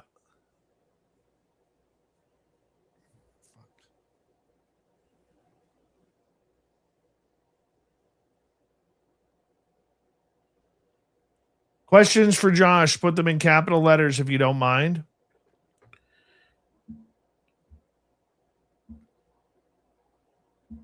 Did you see, the guy who said that Trump was going to make an announcement this summer or whatever about alien life? That guy in the UK, the documentary guy. We just had him on the show last week. Did you? Yeah. He recently, like yesterday or the day before, made another statement that somehow, like, the Pope's archives or the Vatican's archives contain a speech that is prepared for the Pope to basically the same thing. Yeah. Here we go, buddy.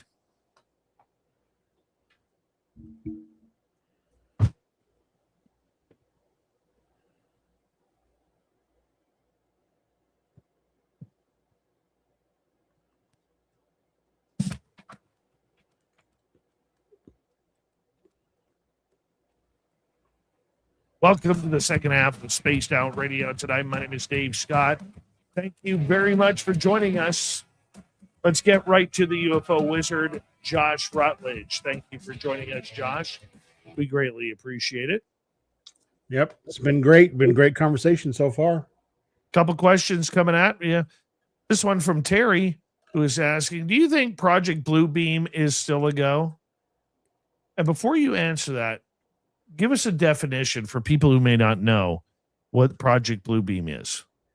Yeah, I'm gonna have to look it up myself. I think it's one of those conspiracy theory about a laser system. I'm not entirely sure, to be honest. I'm gonna have to look it up. I'll look it up right now. Project Bluebeam is a conspiracy theory alleging that NASA and the United States or United Nations are plotting to stage a fake alien invasion and technically simulated second coming. According to the theory, elites will use advanced holographic technology and psychological warfare to merge all regions into one and establish a totalitarian new world order. I don't think Project Bluebeam was ever a go, so I would say it's not still a go either. But maybe I'm naive in that regard. I don't know. The amount of coordination that would be necessary to pull that off just doesn't seem to be in place, just based on everyday life frustrations that we have. So that's like, for me, one of the biggest things of why I question whether or not we actually have a crash retrieval program, because the number of people that would have to be involved and keep their mouth shut just seems staggering that it wouldn't have come out before now. So I don't know. I guess to answer that question, I would say no is simple.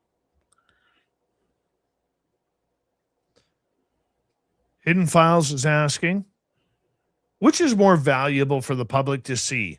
The raw video of a lunar or Martian anomaly, or the explanation that reveals what they're actually looking at? That's a hard one. I think in both cases it requires a lot of trust,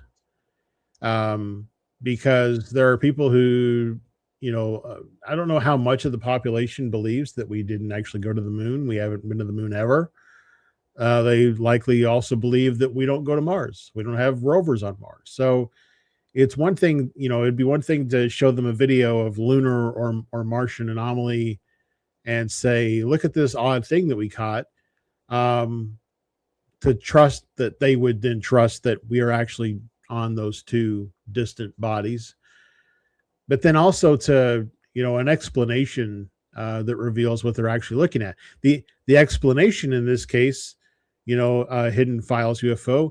Would the explanation be that that it is anomalous, or would the explanation be that it's something mundane that we just didn't know how to interpret because the way the video file was stitched together or the way that it was sent across space? So I think that there's always an opportunity to educate the public on things that are in our skies and, looking at the night sky and etc. But not at the expense of taking everything that could be anomalous and giving it a prosaic explanation simply because it could also be that. So I don't know if that answers the nature of your question or not, but I hope so. I thought it was a great answer, buddy. I do. All right, let's go to Grandizer here. Wizard, where do you see disclosure, whistleblowers, and hidden truths topics in the genre going a year from now, especially after the disclosure movie, 5 years from now, etc.? What's your timeline? Wow. I do think, the disclosure movie, part of me wants to believe that this release of files is somehow related to the disclosure movie in some way. Because there's a rumor out there that when Steven Spielberg was making Close Encounters of the Third Kind, he came up short financially. He wasn't going to be able to finish the film. And supposedly the rumor is that he got kind of a big lump sum of money from the U.S. government to finish the film because it would benefit them as as another method of soft disclosure of the time. So if releasing these files, basically they started coming out about a month before the movie, and then the movie coming out, not that the movie is disclosure. I don't think that's the case, but I think the movie, the way that Spielberg has laid it out, the movie is supposed to encourage people to think about the possibility that disclosure is real, that this topic is real. I mean, he's said as much in his interviews of late. So I think that the two of these things together may help to sway people who have been either on the fence or completely away from the fence for so long to believing the people who have been invested in this topic for many, many, many years, if not their entire lifetime. So where does it go from here and now? My hope is that if nothing else comes of any of this, is that a year from now, 5 years from now, 10 years from now, we get to the point where it's no longer taboo to talk about any of this openly, any aspect of it openly. Because right now I feel like it's okay to talk about lights in the sky, but it's still kind of weird if you talk about alien abduction. But my hope is that by the time we get to 5 years from now, we will, as a society, have accepted that all of these things are happening. They have been happening and they will continue to happen. And we will remove any concern we have about labeling people who have such experiences as being odd, strange, whatever the case may be. As far as, will the government use any of this? Will, in 5 years from now, will we have open contact with ET? I don't know. I'm not a fortune teller. But I do think it's a step in the right direction of removing the taboo entirely. And that's the first wall to break down, is that taboo aspect, isn't it? It is. The only way we can openly be ready for contact is if we have to openly be ready as a society to accept that contact is possible. Whose responsibility is that? Is that the government's or the public's? That's us. That's public. That's public. That's 100% society. It is societal norms that have to be changed. All right. Let's go to another question here. Follow up from Grandizer. Josh, is there an area in Arizona that has a lot of alien activity, but to the level as, say, the Sandia Mountains in New Mexico? Your take on the Sandia Mountain sightings? Yeah. So there's a I would say Sedona here in Arizona is very special. It has a lot of activity, not just alien UFO stuff. It has all kinds of, paranormal things, supernatural stuff going on. Sedona is just a very special place, but also just generally Arizona as a whole just seems to have a lot of activity happening. Somebody recently asked me why I thought that was, and I basically said, I think it's because there's just not a lot of things to block the night sky. It's very open. There's not big trees and oak trees and things to block things out.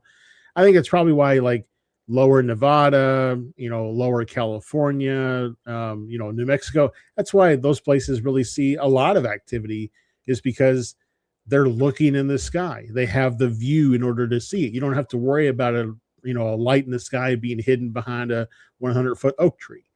As far as my take on the Sandia Mountains, I think they're legitimate. I've actually had my own experience with the Sandia Mountains where I felt like I communicated with a being within the mountains. If you ever heard of Sue Walker, she talks a lot about her experiences with the Ponty. I think it's P''NTY. Yes. But I believe I had an experience of one of those individuals of the Ponty, and they actually, the hotel room that I was staying in, I have a picture of the window of their face, like imprinted on the window in the hotel. So I definitely believe there's something special about the Sandia Mountains in New Mexico. That whole area of New Mexico and Arizona, do you think it has to do with the climate, the weather, the military, the radar? What makes that area so special, you think? It's one of the oldest parts of the earth. Like, the earth is estimated to be around 4.5 billion years old.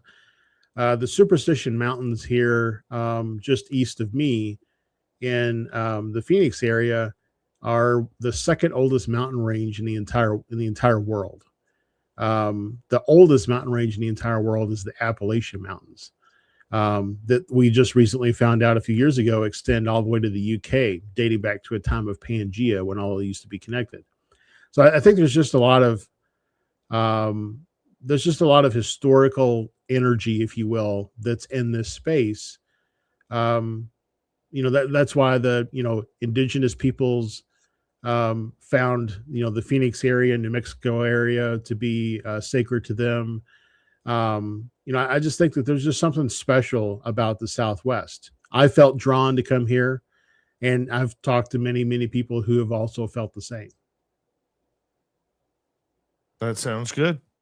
It's the same thing. I think there's these pockets all over the world, like where I live in British Columbia, not to bring my area into it, but there are pockets that around here that seem to have a lot of activity of UFOs.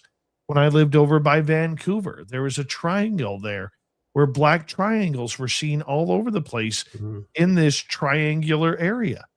I mean, there seems to be these hotbeds of where they pop in and out, and it's not just one place or another.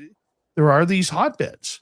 Well, I give a presentation, or I've done it a few times now. The title of my presentation is The Convergence Enigma, but it looks about how a lot of phenomena, not just UFO stuff, seems to happen around these kind of convergence areas.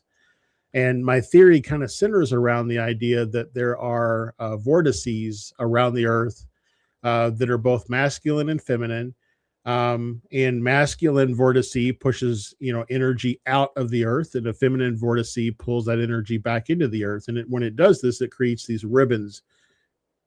Excuse me. If you think of, like, if you ever seen a solar flare, imagine that, but on the earth, and it's like these energy ribbons, and they go all around the earth, these different vortices, masculine and feminine, that are paired to each other. And so it's possible that these things occur near those major vortices, either because they're, those vortices also potentially serve as portals, or because they're basically riding those energy ribbons like highways around the planet. So that's more kind of the cusp of my presentation, is basically to say, you know, maybe it's worth considering these things when we're looking at and investigating the phenomena. Are there these vortices and ley lines and things that are connecting these things around the globe? And that's how a lot of these sightings seems to, you know, end up aligning to or traveling across these energy ley lines around the planet. Josh, let's get to another question here.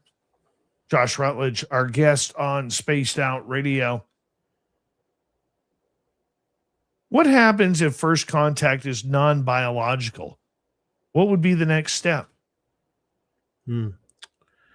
I wonder if you mean by non-biological, like robotic, or if there's some other way to think about non-biological. You know, or if it's consciousness in nature, maybe that would be non-biological potentially. I think that the bigger part of your question that I would want to hone in on is, how would we define first contact, and who is that first contact with? Is it with a group of people? Is it with a single person? Is it has it been happening already for 100+ years? Everybody who's had a contact or abduction experience is first contact.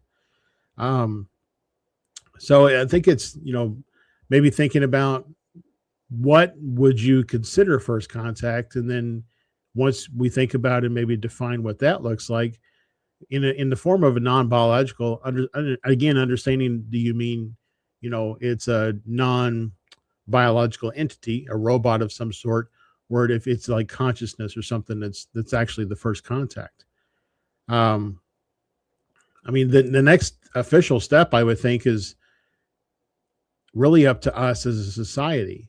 And that's really what I think, is the intention of all these conscious contact experiences, is an understanding that first contact isn't with a single spokesperson for the entire human race on Earth. It is a grassroots movement that they interact with as many people as possible and spread their, good intentions and goodwill towards all the peoples of the Earth, not just with a select individual or a select few.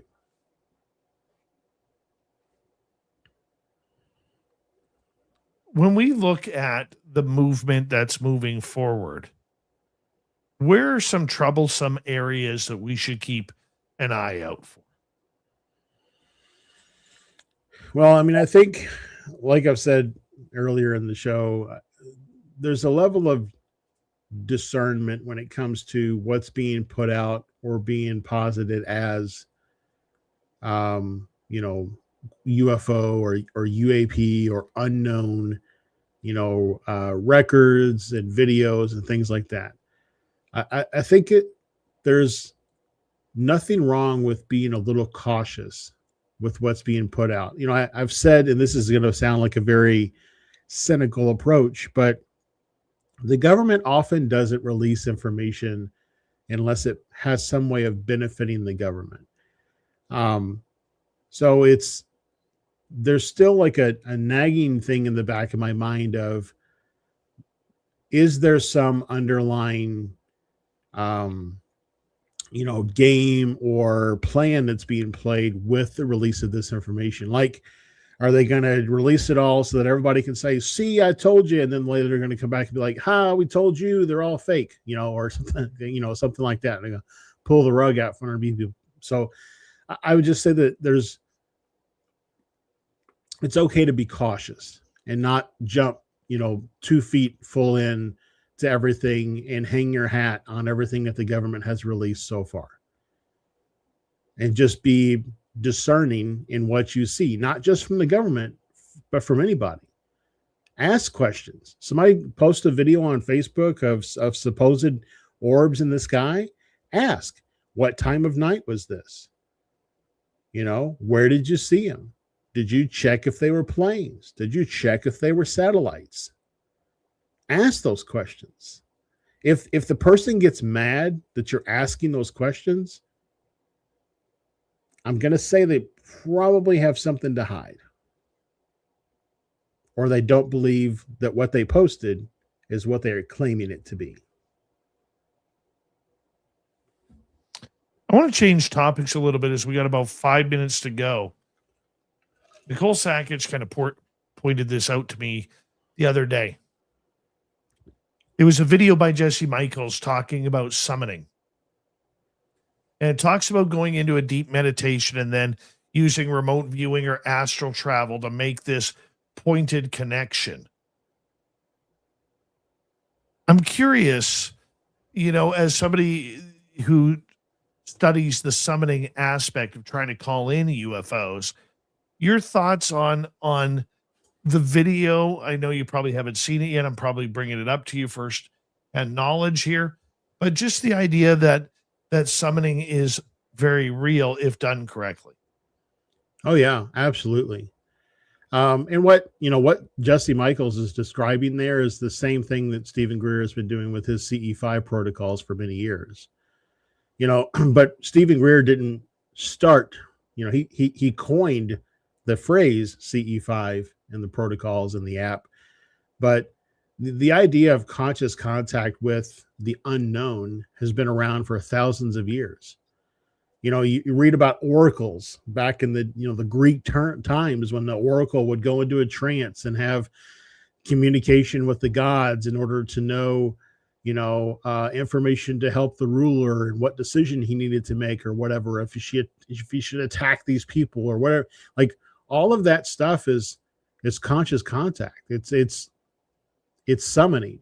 The only difference is that we've reached a point in our, kind of human development where we no longer think of ETs as gods, and we acknowledge them for what they likely are, which is just some other biological species. But the notion is still the same.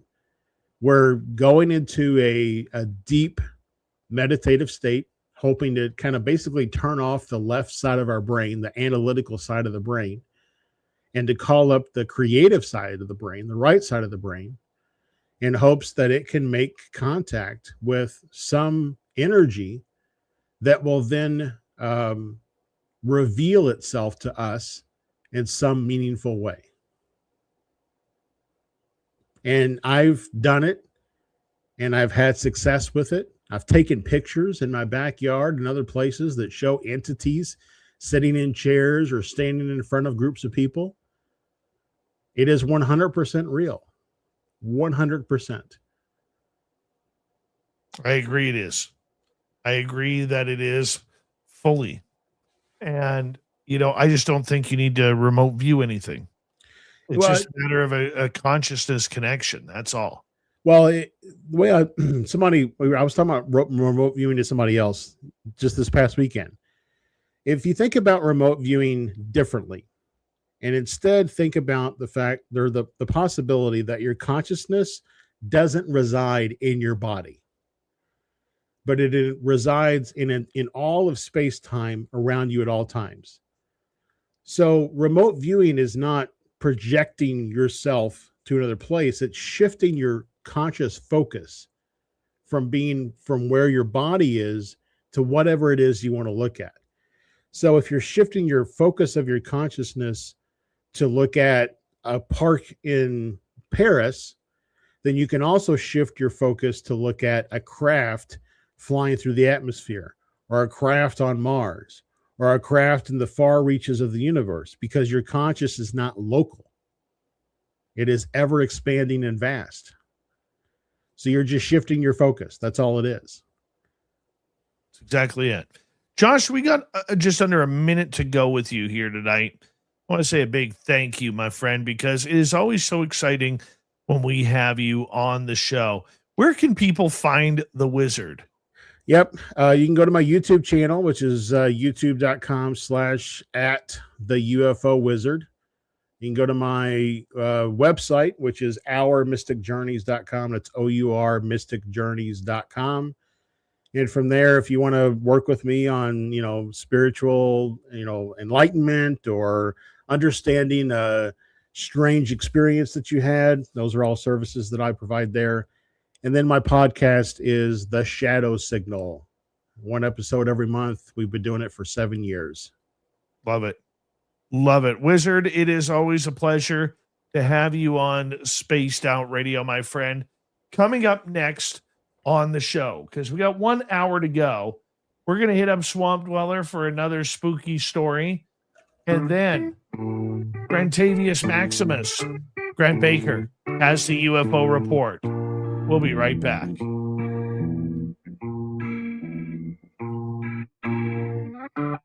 You're listening to Spaced Out Radio with your host, Dave Scott.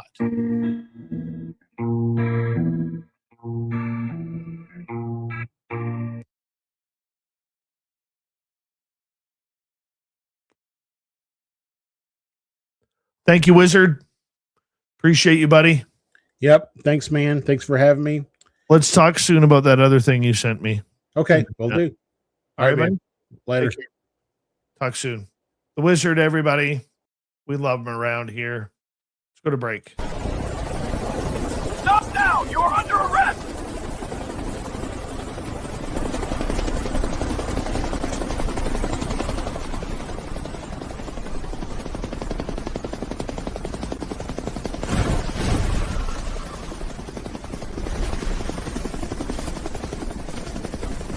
Hands up! Don't move!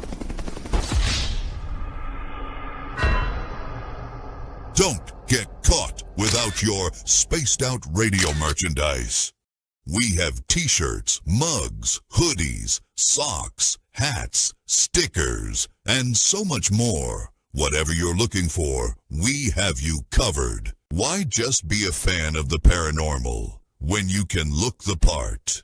We don't have ugly merch, folks. Check out the Spaced Out Radio store. Find the link in the description below.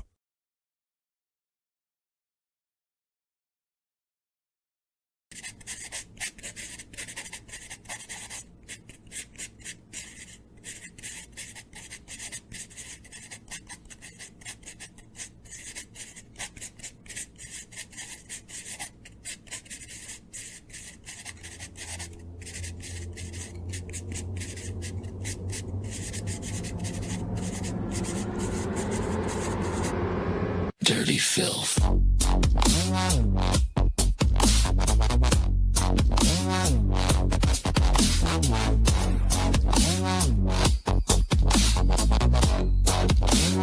Dirty filth.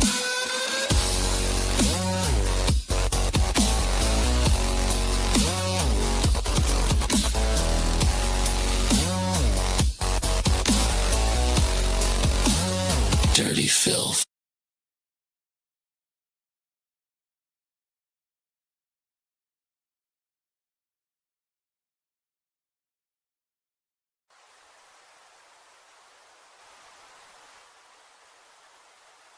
Object is heading north 045 degrees.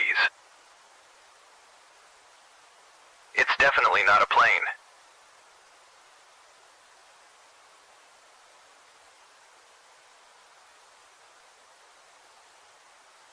It seems to be tethered to something.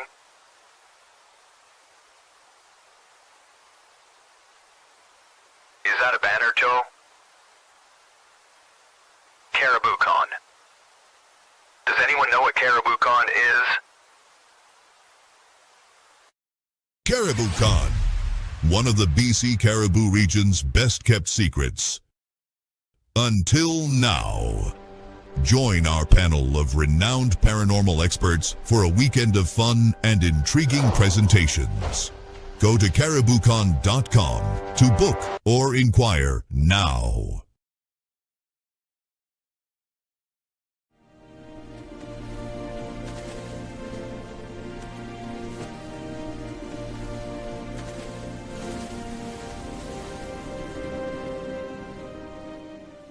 Over here. Look at this.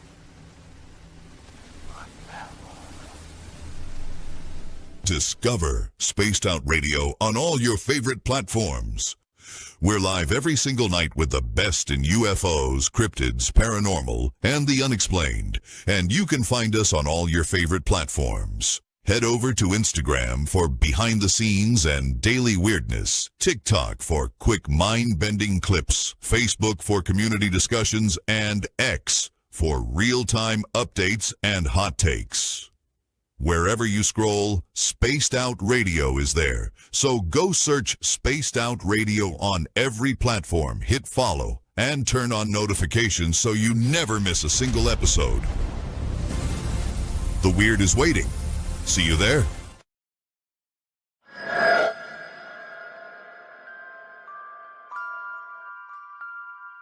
The McNeil House is one of several buildings at the 108-mile heritage site said to be haunted by spirits of a time long forgotten.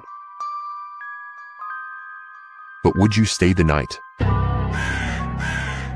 Along with guided ghost tours and paranormal investigations, Haunted 108 is offering a chance to spend the entire night inside the historic McNeil House by booking one of our B&B style sleepovers, where you can experience the hauntings firsthand, meet the resident ghost cat, and witness unusual activity. If you dare to turn history into a night you'll never forget, book your spot now at haunted108.com. Spots are limited. Will you be brave enough?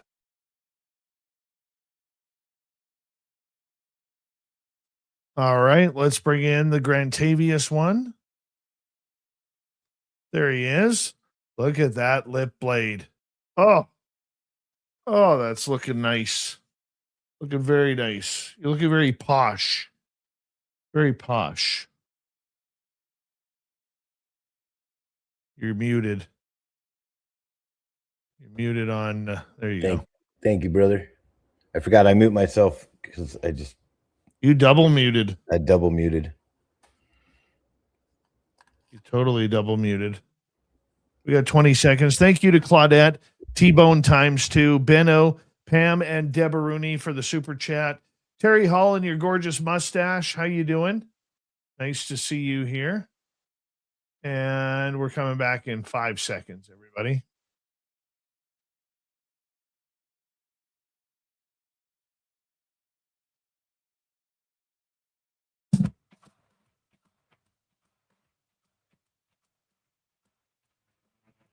We are into the third and final hour of Spaced Out Radio tonight. My name is Dave Scott. Thank you very much for joining us as we continue on with the big show. We got Swamp Dweller and we have Grant Baker with the UFO report coming up momentarily. But first, we want to say hello to all of you listening in on our terrestrial affiliates around North America, digitally on every major podcast network. Our website, spacedoutradio.com. We have a plethora of features for you. Rock out to Bumblefoot, read the Newswire, check out our swag as well. You can follow us on X at Spaced Out Radio, Instagram at Spaced Out Radio Show, and on Patreon in the Space Travelers Club. The Desert Clam has set the password for tonight in the SOR Space Travelers Club. It is mottled. Mottled is your password. Use it wisely, space travelers, as the Clam sets the password each and every night right here on Spaced Out Radio. Let's head to the swamp. Hello and welcome to Spaced Out Radio's Swamp. I'm Swamp Dweller, and tonight I'm going to take you on a mystic journey of the unknown, sharing tales of monsters, legends, and nightmares. Welcome to the Spaced Out Radio Swamp. I have had more than one encounter with some pretty strange things that I cannot explain. I am a huge nature lover. I love camping, fishing, and riding my dirt bike in the woods. I live in the middle of nowhere with woods surrounding me nearly everywhere, so I am experienced enough with nature. I went to the Sonian forest in Belgium.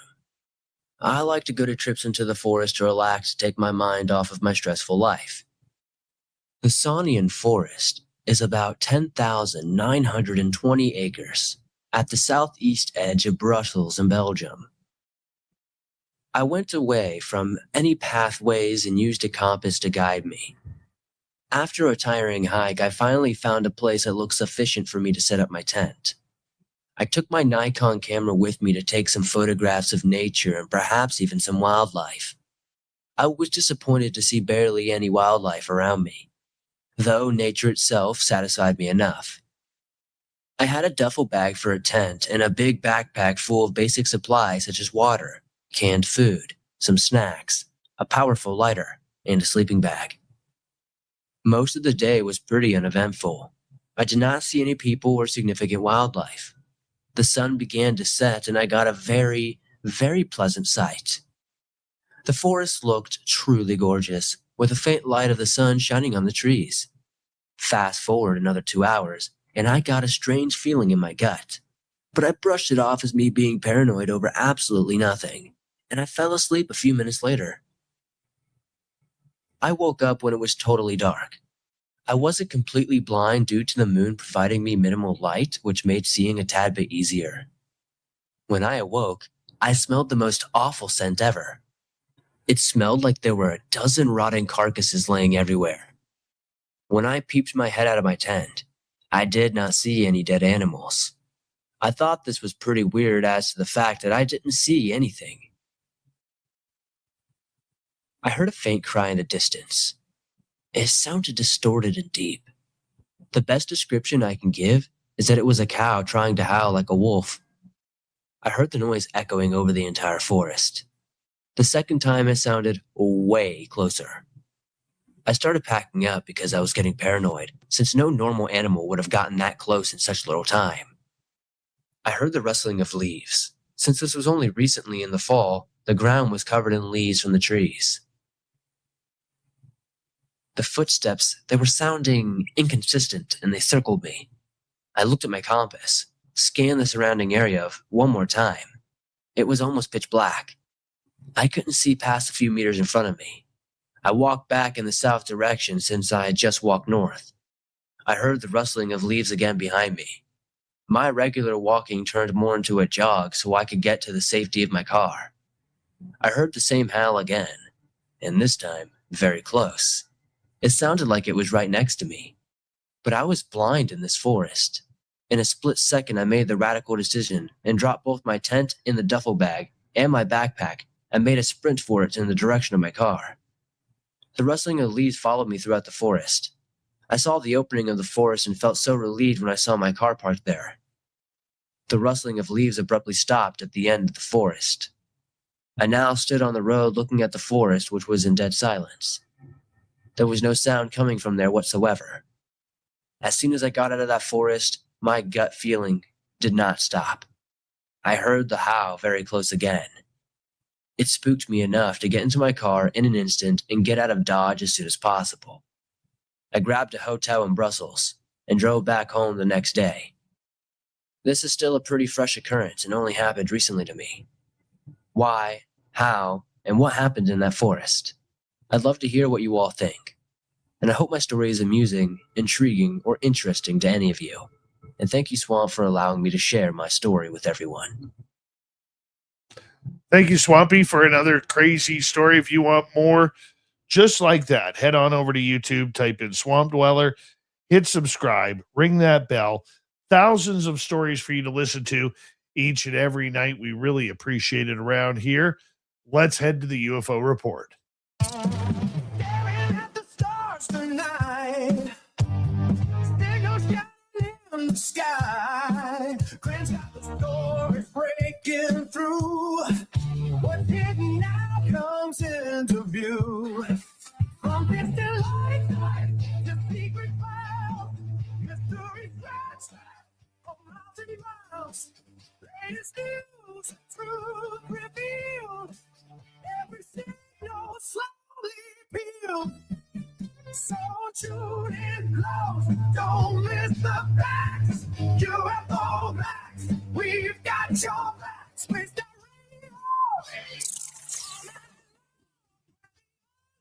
becomes a song.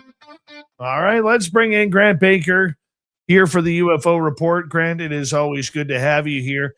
And of course, last few days, everybody is anticipating when those next tranche of UFO reports is going to come out. When do you think? I'm waiting right with them, and there's a lot of cool stuff happening right now. And I think the world is ready for it. And I believe that they should start dripping instead of just doing the drip that they've always done. I think they should kind of turn the faucet up a little higher. But we got some really cool stuff to report on tonight that I think is going to be tantalizing enough to, pique people's interest. Well, let's hope. Could be this Friday. Could be next Friday. We know it will happen on a Friday. We'll see which Friday it is. Where do you want to start tonight? Oh, we got some bombshells for you this evening. And Representative Tim Burchett dropped a tweet. And I will read some of it to you guys, and just so you get an idea of what he's saying. So this was 100%, he said, he has 100% confident that President Trump will deliver UFO disclosure, says officials are blocking it by cited fears of religious disruption, and the real game changer is 0-point energy, and that could end oil dependency. He also goes on to publicly say that he is tired of decades of secrecy, and he says, I don't buy that as a Christian. That doesn't affect me one bit. I think they need to disclose everything. And in short, the introduction of 0-point energy would collapse the world order to build hyper-efficient new one. And it's kind of broken up, but I decided to dissect this a little bit for us so we can get quite a bit more, I guess, information on what we're looking at here. And so when you look at his tweet, it literally cuts right through the absolute core of the modern UAP disclosure debate. I mean, that's just straight out. Representative Tim Burchett, he's been one of the most consistently outspoken, no-nonsense voice on the issue in Congress. And I watched the guy's personal media as well. It's really fun. His comments highlight the two biggest friction points right now that's holding back transparency, and that's what they call the theological hurdle and the existential economic panic. And if you look at the religious disruption excuse, is what we're going to call it, Burchett, he's frustrated with officials using religion as what we call a roadblock. It's a well-documented phenomenon within the intelligence and the military communities, and they've been doing this for decades. Whistleblowers and investigators have noted that a distinct faction of the old guard, so to speak, leadership within the Pentagon and various defense agencies have actually suppressed UAP data. And however, as Tim Burchett rightly points out from his own perspective, that this quote unquote disruption argument is literally a projection by gatekeepers. You got multiple theological studies and public polls have shown that vast majorities of the religious institutions and believers would simply adapt to their new worldview to include non-human intelligence. And him being a religious individual himself, he thinks this is a bunch of baloney. Now, the real threat that I would like to take away from this, that if you want to call it a threat, is actually the economic collapse, because you have the old world and now something, when it comes to big oil and energy, and then you have the 0-point energy.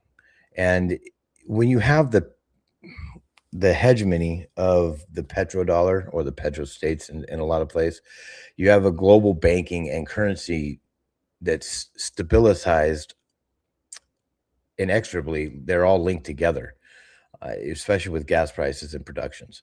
So 0-point energy, you would have like a decoupling of resources. Energy becomes functionally free at that point. And so you would have a lot of businesses would be going out of, they'd be closing up shop pretty quick. So then you also, when you have big oil, you have controlled scarcity. We see it all the time. Logistics, manufacturing, food productions, even all those costs are tightly bound to the fluctuation of the price of fuel.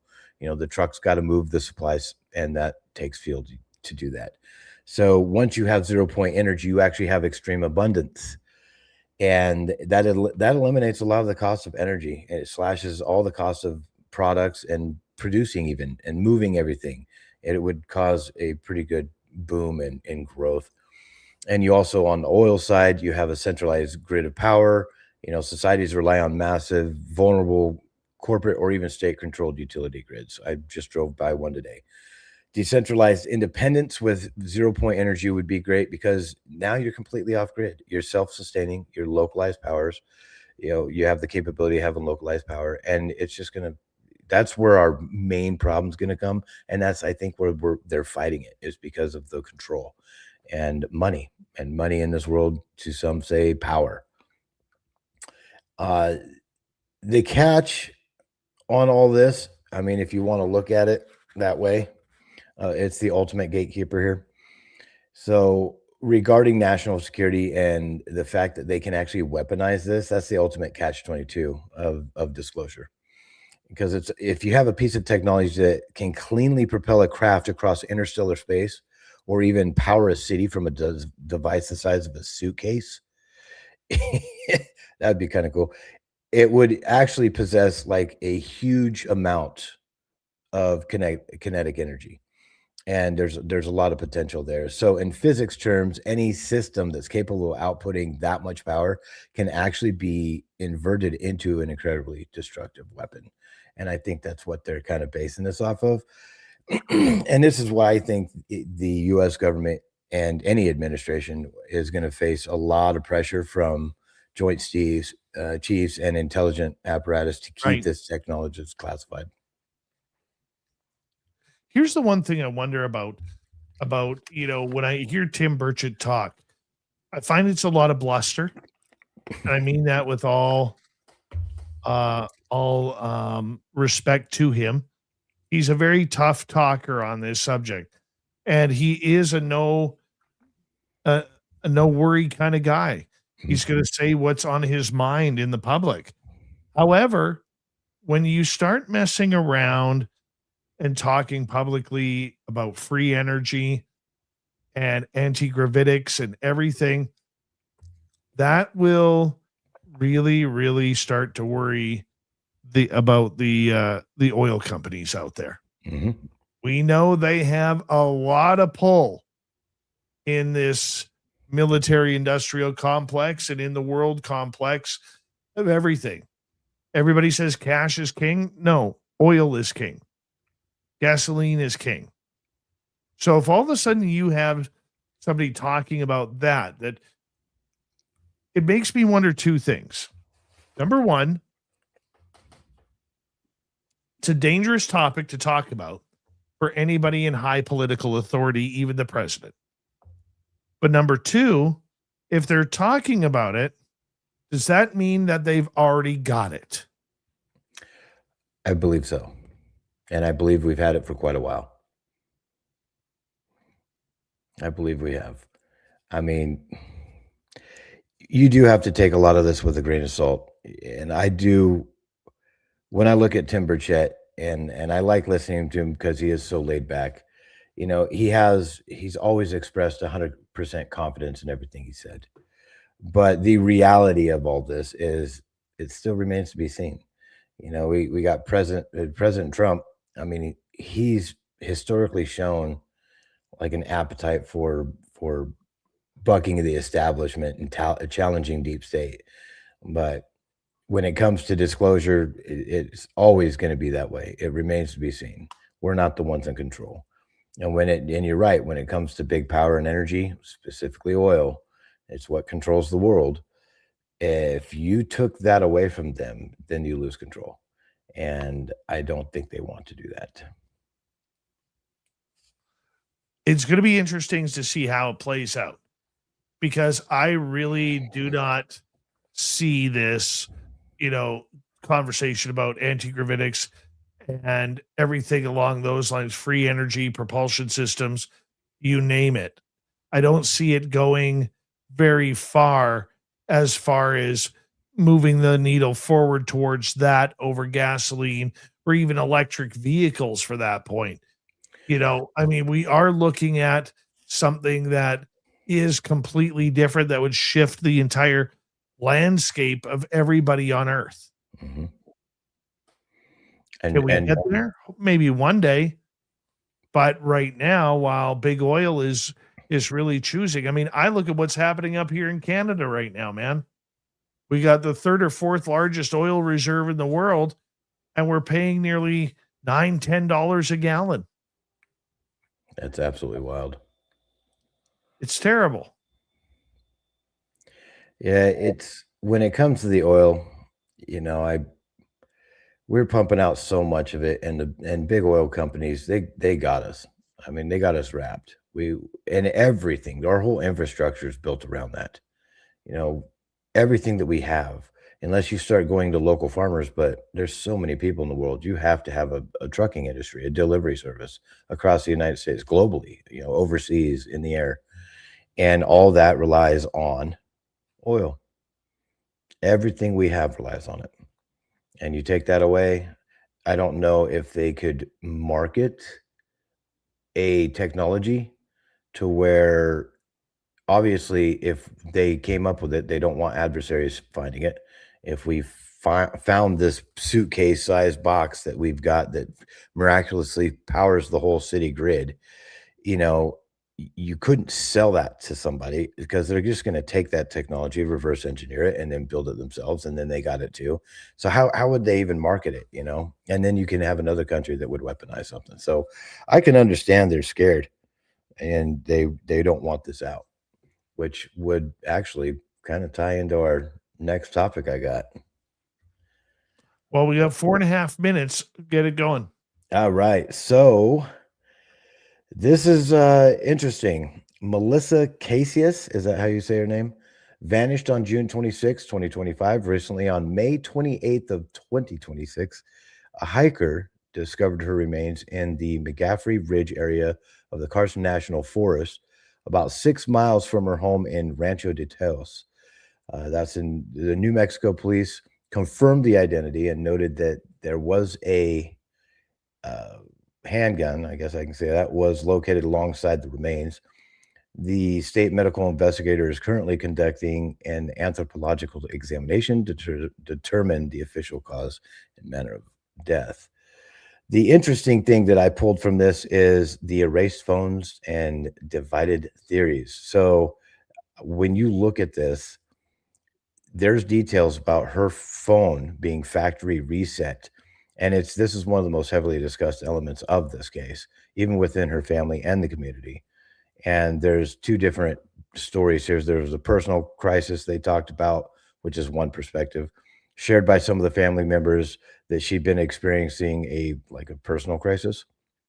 And in this context, wiping out a phone and leaving belongings behind sometimes can be like intentional act, maybe even like a call for help.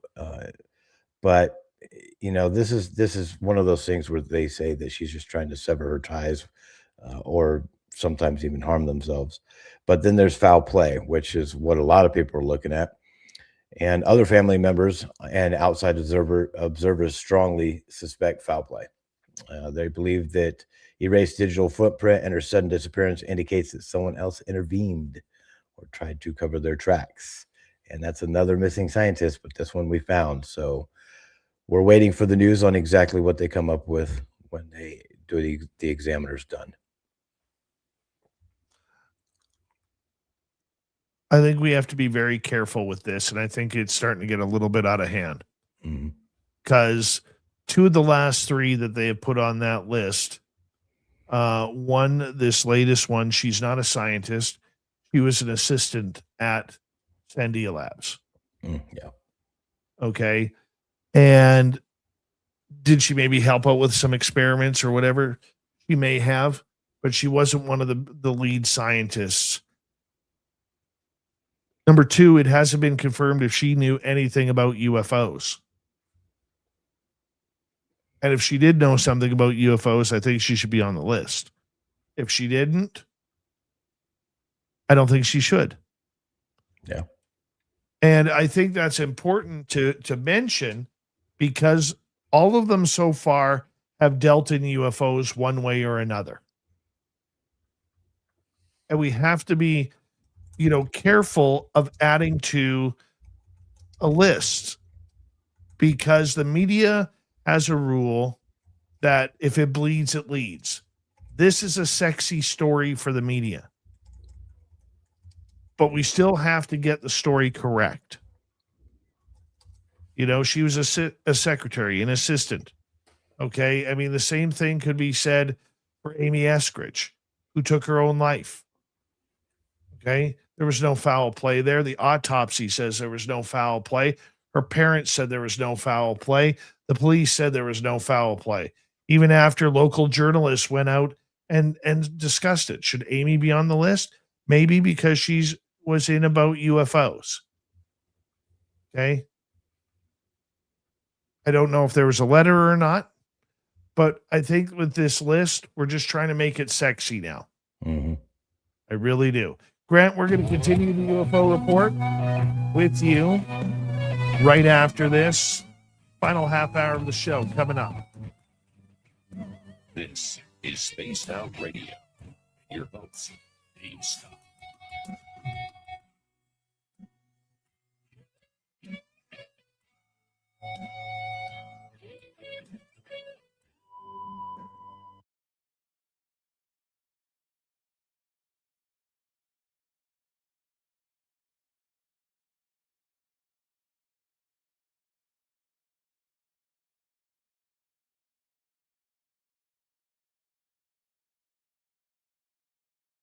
All right, buddy, clear.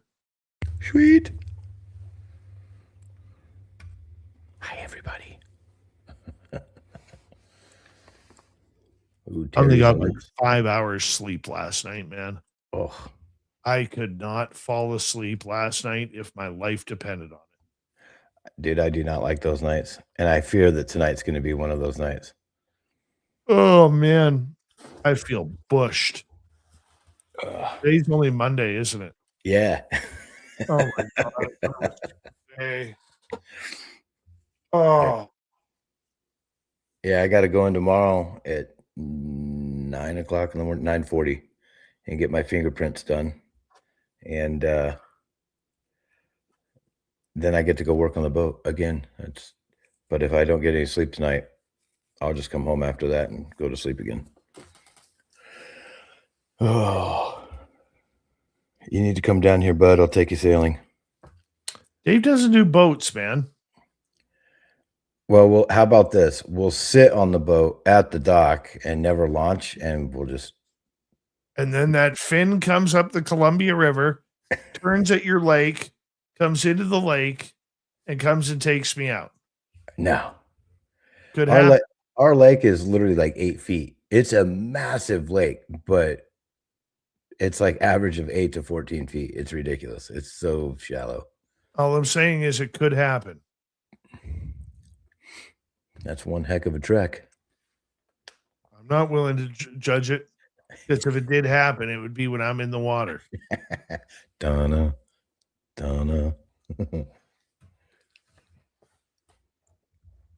Saying.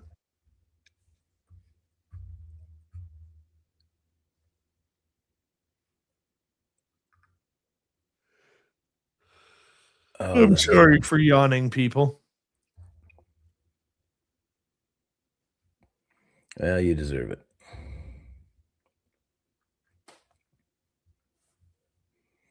I don't know if we're gonna have enough time for three more.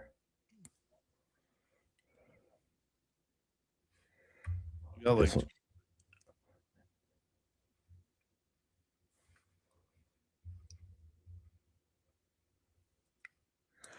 dude, your screen. I look at your screen and I'm like, it just catches my eye and stops me for a minute just watching it. I got a new light in the downstairs bathroom, and it's just this LED light that it's all nice and flush mount and has lights above it. Looks like a UFO. You can make it look like a UFO, and then you can change it to look like storms or clouds going. It's killer. I just jumped in there. Oh yeah, dude! Big old clawfoot bathtub. I'm just sitting there tonight, just soaking in there, watching this stupid light on my ceiling. It was awesome. Freshwater lake sharks, huh? Okay. oh, Well, if freshwater lake sharks exist, Dave would find out. definitely find out.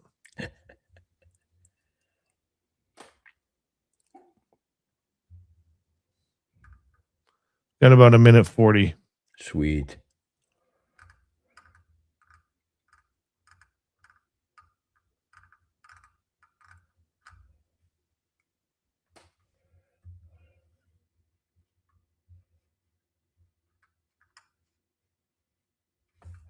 Dude, this is crazy. I'm gassed, man. I'm sorry. Oh, you're good. No. I'll just start going. You can just sit there and take a nap. I got a lot to go through, even though this one's real short.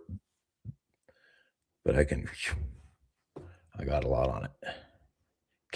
Caffee time. Caffee. If I drank coffee right now, I'd fall asleep. Trying. Dude, I'm so ADHD. You give me coffee at 1 a.m, I'm out. See ya. Speaking of which, thank you tonight to T-Bone for the hat trick. Deboruni, Claudette, Benno, and Pam Harris. Thank you very much for your love and support of SOR. If you have given us a thumbs up, thank you very much. We greatly appreciate it. It helps with our algorithms on YouTube. And shop at our Spaced Out Radio store. Nothing ugly there. Nothing ugly.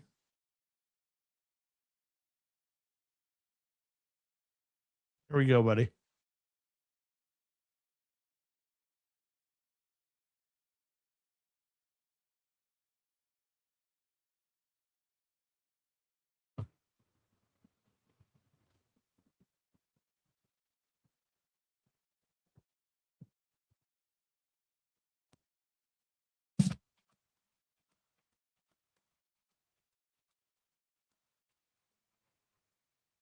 Here we go with the final half hour of Spaced Out Radio. Let's kick things off with a UFO report. Grant Baker comes on in to join us. And Grant, I know it's a busy time right now, but you're juggling many, many subjects that we got to bring to our listeners. Absolutely. So we got one. This is coming from another representative. We have Lauren Boebert. And she had a lot of things to say in a little excerpt that we got here. And I'm going to quote these for everybody. So when you're listening, you know this is exactly what she said. There is a lot to do with portals in the UFO documentation we are seeing at Congress. She also said, is there breeding between these biological beings and humans? We need to ask this question. When people come to Congress with this information, we need to look at it.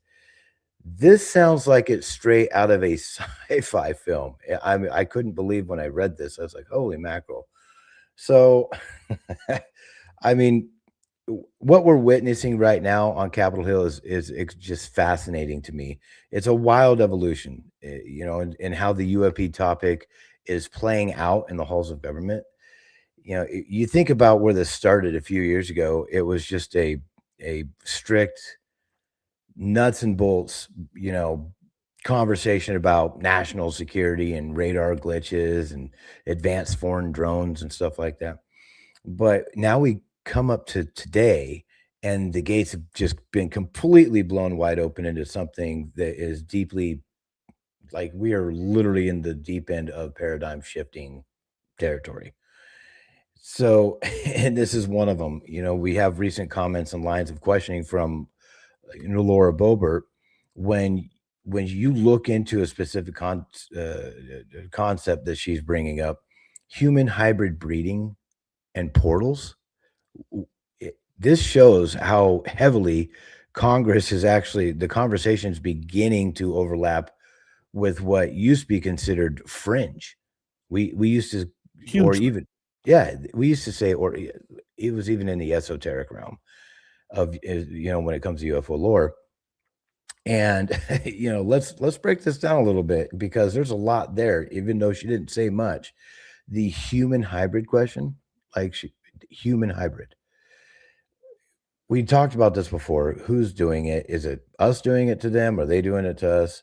You know, I got a little excerpt here, you know, during a House Oversight Committee UAP hearing, and it was titled Unidentified Anomalous Phenomena Exposing the Truth, unquote. And Laura Boebert explicitly took a microphone to push the envelope. She put a rumor directly into the official congressional record, asking the witness panel about a secret project within the Department of Defense involving the manipulation of human genetics with non-human material to create hybrids. That is now on record. It's so wild. And there was a panel of, go ahead. Let me stop you right there, because Boebert did bring up the hybrid question in one of the congressional meetings about a year ago. Yes. And the fact that she has this interest, and I was very surprised. And like I said to Josh earlier, she basically called the UFO file so far a nothing burger. Yeah. And she even went on to say that we are holding on to the juice. People are thirsty, but they're all holding on to the juice. And she wants to give people a drink. This lady is in the woo, man. She's a woo factor type of politician when it comes to this subject. She realizes that people aren't being fooled by videos of dots and weather balloons getting blown up by jet fighters. Yeah. She knows that. She's not silly.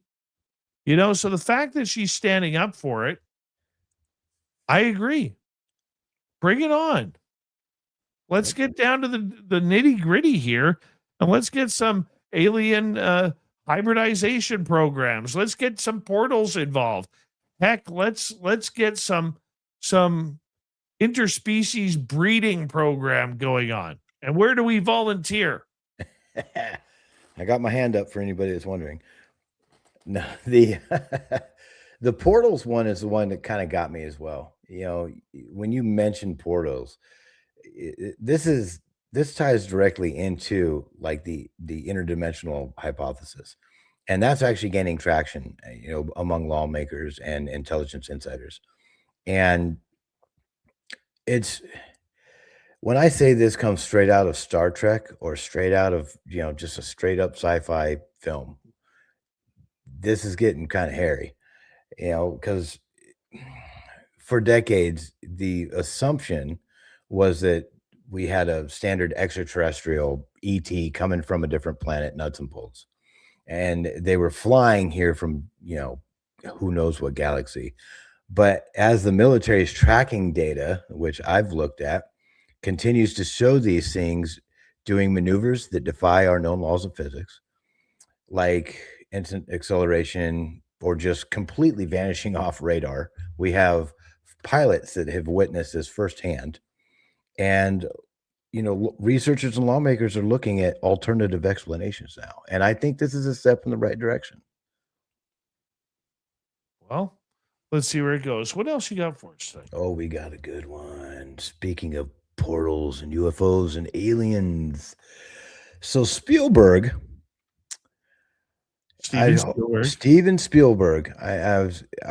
Most people are acquainted with Close Encounters of the Third Kind. He didn't just invent a narrative. He hired Dr. J. Allen Hynek as his technical advisor. We've spoke on that many times. But now we're going to fast forward to today. And this is really awesome. So David Coop writing Disclosure Day and Steven Spielberg as the director, it didn't just look at rumors and stuff like that. We have some woo here. If you look closely at the what is the word I'm looking for? Premise of Disclosure Day. Yes.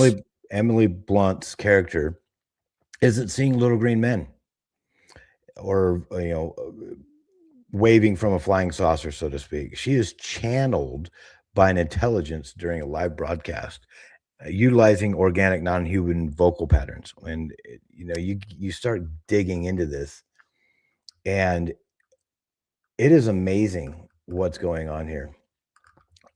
Excuse me. The details of this is there's rumors of insider knowledge again. So and there's a lot of debate among fans whether he has this or not, and I'm on the side that he does, because when you look at a screenplay written by David Coop, and it's basically a concept of a massive government cover-up unraveling in real time, and it heavily mirrors the modern day disclosure, and people are starting to tie this together. So he did an interview promoting his upcoming film Disclosure Day, which is going to be released on June 12th. And Steven Spielberg suggests government disclosure of non-human entities could unite a divided world and challenge religious beliefs. Here we go with that again. He draws from recent UAP reports like Pentagon footage, calling the movie his most, get this, grounded alien story yet. That's that's a big claim. Excuse me. And I'm kind of sitting here going, man, is he giving us either hyping it up, like hyping the movie up, or are we just looking at this as marketing, or is he on the right track, as most of us believe he is?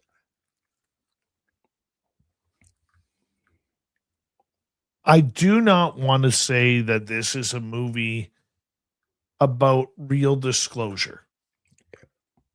I want to see it first. I cannot wait to see it. Am I going to see it? Absolutely. I'm a huge fan of Close Encounters of the Third Kind. I'm a huge fan of what this movie by Steven Spielberg is going to be, Grant. Yep. But I think the UFO community still gets a little too hyped up, thinking, oh, this movie is going to be about disclosure. Now, I will say this. I do agree. The timing seems a little bit more than coincidental that they announce. I mean, this movie was allegedly delayed. They announced that they are going to bring it on out. They do. And it happens. You know, the trailers start coming out just recently about this. Mm-hmm. It pumps me up, man, to watch it. I will watch it. I can't wait to watch it. But I think we do have to be remiss a little bit that there's a plethora of people in the UFO world who think that that disclosure is going to come through a movie. And in the end, it's not. No, there is a lot of talk about how Hollywood has desensitized us from the phenomena just by showing all these movies, Aliens and The Abyss, you name it. All these critters out there, all the way back from Predator even. And they're getting to the point now where we're just kind of used to it. So if you go up to somebody on the street and say, do you believe in UFOs? Yeah, sure, why not? You know, and they just walk on and they don't even think twice about it. You know, or you could be right. There might be a dual sense here. It could be either marketing genius or genuine belief. Like which one would you have? Because I mean, it's a perfect storm for both. You know, when Steven Spielberg, he's always been a believer in UFOs, and I think he believes that ET exists, or maybe not little green men, but he has if you just listen to the guy, you know that he believes in it. And 100% he does. Yeah. And, you know, by framing his press tour around how disclosure could, quote unquote, unite or divide a world or even challenge religious belief systems, he's triggering the exact debates that researchers and sociological, you know, think tanks have discussed for decades. And it's a great ploy. I understand where people would think this is a marketing tool, even if it's primarily designed to, you know, drive ticket sales for June, which I'll be in that line. I'll be in one of the guys in the queue. It's brilliant because it forces audience like to confront the core question of the movie before they even step into the theater. You know, if someone proved it to you today, how would the world react tomorrow? Or how would we actually react at all? So it's really fun, especially if you start diving into it and then you shift over to the woo when it comes to it, then it puts a different spin on it. Because this has been going on, what they call it, acclimatization. It's been going on since the 50s. Well, I realize that, but we're still nowhere closer. No. Probably closer back then because people did believe what they saw. Yeah. And they couldn't edit videos fast enough, especially when they were live. So when people said something, everybody heard it. Oh, man. All right, Grant, let's move on to the next one. We got about 8 minutes. Oh, goodness. We don't want to do that. So this is one that comes from the chief exorcist. I'm going to completely discombobulate this next word. And it's for the Archdiocese of Washington. Diocese. Yeah, there you go. Thank you. And he believes most UFO sightings are actually demons. So this is a quote from him. There's no question in my mind. It's my personal belief that many, if not most, of these UFO sightings are in fact demons, and they can do things that we can't do, such as the speed and all sorts of things that human beings can't do. The reason why this is so important is because they will try to manipulate us. And this is Stephen Rossetti, currently the chief exorcist for the Archdiocese of Washington. Now, this is easy to see why this is kind of a headline, because it's going to make most people do a double take. You hear a modern professional, especially someone with a PhD in psychology, attribute aerial phenomena to demonic trickery, or demonic trickery. When you look at this, I have a hard time with it, but I mean, everybody has their belief systems, from the perspective of traditional theology, the argument that he's proposing and like-minded figures make a few core assumptions here, and I wrote these down. So there's the paternal or preternatural abilities. In theological terms, demons are fallen angels. According to the church teaching, they retain their natural angelic powers, which includes the ability to manipulate physical matter and move at incredible speeds, which I think is where they're saying this from. And they can project vivid illusions. To an exorcist, a UFO performing physically impossible maneuvers looks exactly like that. They're just showing off. What would you say about that? I got to be very careful. You just set me up big time. I would say due to his faith, there's a lot of naivety there. As a guy who does, I don't practice religion, but I am a big believer in God. Mm-hmm. One of the things that I've seen with a lot of religious people is that, and this is how I anybody can stump them this way, is do you believe that God is the creator, the Alpha, the Omega, and the creator of the entire universe? They will also always answer with an emphatic yes. Mm-hmm. Do you believe that the universe is infinite? Yes. We're 2 for 2. Then you hit him with the hard one on the third one. If God created all in the universe, we don't know where the end is just yet. How do we know God didn't create other life forms before us on different planets? And maybe they're so advanced that they decide to take a vacation and fly to this planet they call Earth. Yep. It could happen. Most can never answer that. I have an answer for it, but I'll keep that for a different day. It is worth noting that he's expressing his own personal belief here. It's Absolutely. not official. Yeah, it's not official Catholic dogma. The Vatican itself has taken a much more open and scientific approach to the possibility of alien life. And I have a teacher right now that is throwing an insane amount of knowledge at me that I cannot keep up with. She's great, but I can't keep up with it. But there's also a deception angle.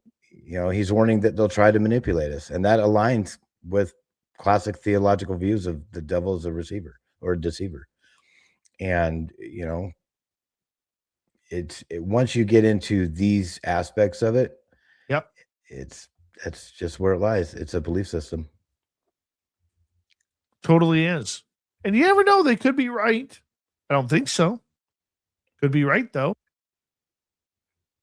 Yep. And it's going mainstream. I mean, this whole topic is getting to the point where I never in my life thought I'd be watching what I think might be the beginnings of Close Encounter of the Third Kind in real life. And it might be a whole bunch different from what we think it is. I mean, when you have people like Anna Paulina Luna or Bobert or, even Tim Burchett talking about this in Congress and talking about portals and dimensions. And it's just, this is a fun time to be alive. I really enjoy reading about this. And even when it comes to the portals, like, I like to look at the science of it. So if these things have the ability to have this type of power source, whether it be 0 point, which was what we were just talking about, and have the ability to bend space and time, they don't need to fly across the universe anymore. And so what we're probably seeing is them opening up what we'd call a wormhole in movies. Very true. And just zip over and be like, oh, hey, we're here. And that way there's no time dilation, nothing like that. They're not traveling for 5 years and everybody's 300 years older. So it's a good time to be alive. It really is. It really is. And it is exciting as we got about just under 2 minutes to go here. It very much is exciting, Grant. You know, whether you like the files or not, whether you like the videos within the files or not, it's still very fun to see this play out. Yep. And it is. And I watch it all the time. I mean, it all comes down to a bottom line. When people come to Congress with this information that they're looking for, I'm the one that's sitting there listening to it. Whether it's David DeGrasse or whoever, I want to be on the bleeding edge of what these guys are saying. And hopefully the next tranche that we might get this Friday. By the way. I do too. Hopefully they give us more than a bunch of little dots. I don't think we'll get more than dots. I don't think we'll get less than dots. We're sticking with dots on any new videos. Isn't it funny, though, how they haven't talked about whether or not there's going to be more videos released? I assume there will be whenever the next drop takes place, maybe Friday, as early as Friday. But aren't you kind of surprised, Grant, about that? It is. The silence is louder than what they're saying. And excuse me, it's either they're going to dump a whole lot on us and just not tell us when it's happening. You know, President Trump is in the Oval Office talking about it, saying people are really interested in this, you know, and it's very interesting to watch him say it like that. But I think it will come. I don't know when. I hope sooner rather than later. And just like one night, middle of the night, they're going to drop it. And we will be there to pick it up the next morning when we wake up. Gosh. Could you imagine?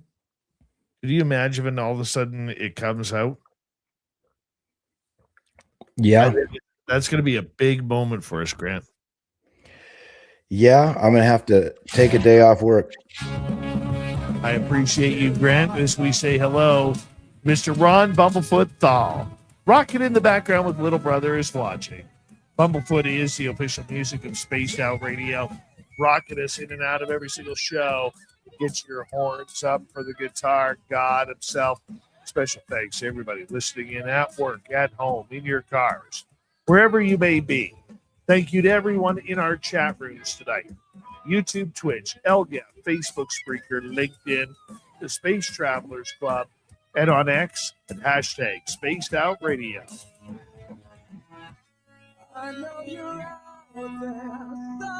Remember, this show is copyright by Spaced Out Radio and Bigfoot Broadcasting Limited.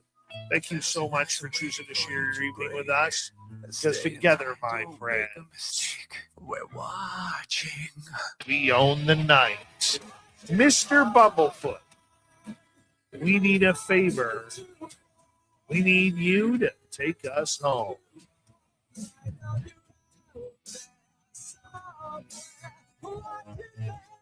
Yes, the Woo train has docked for the night, but soon, my friends, we shall ride again. Your seats are always available.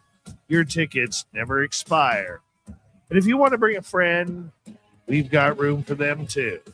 Good night, everybody.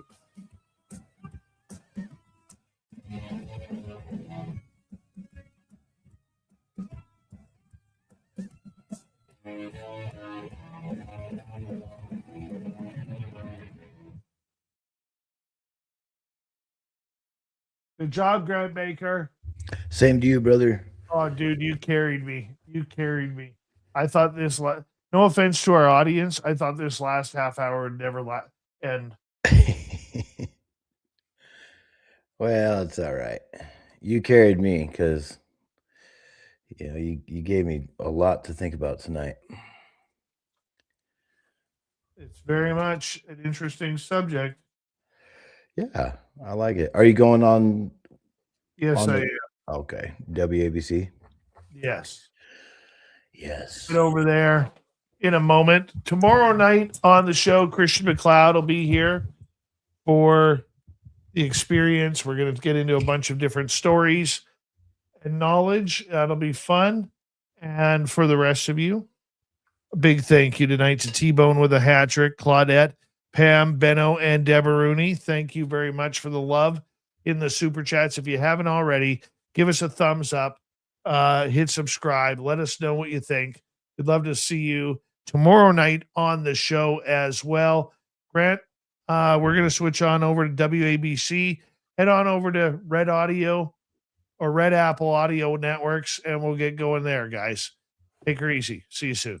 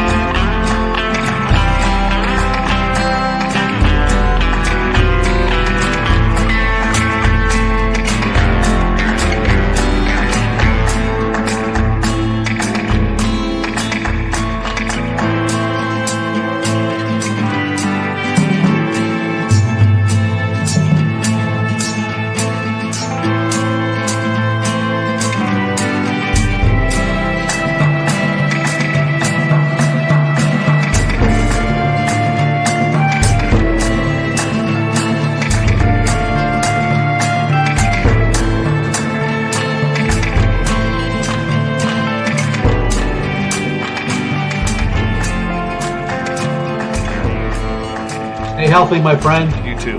You need bail money, give me a call. Always, Dad. Take care. You too.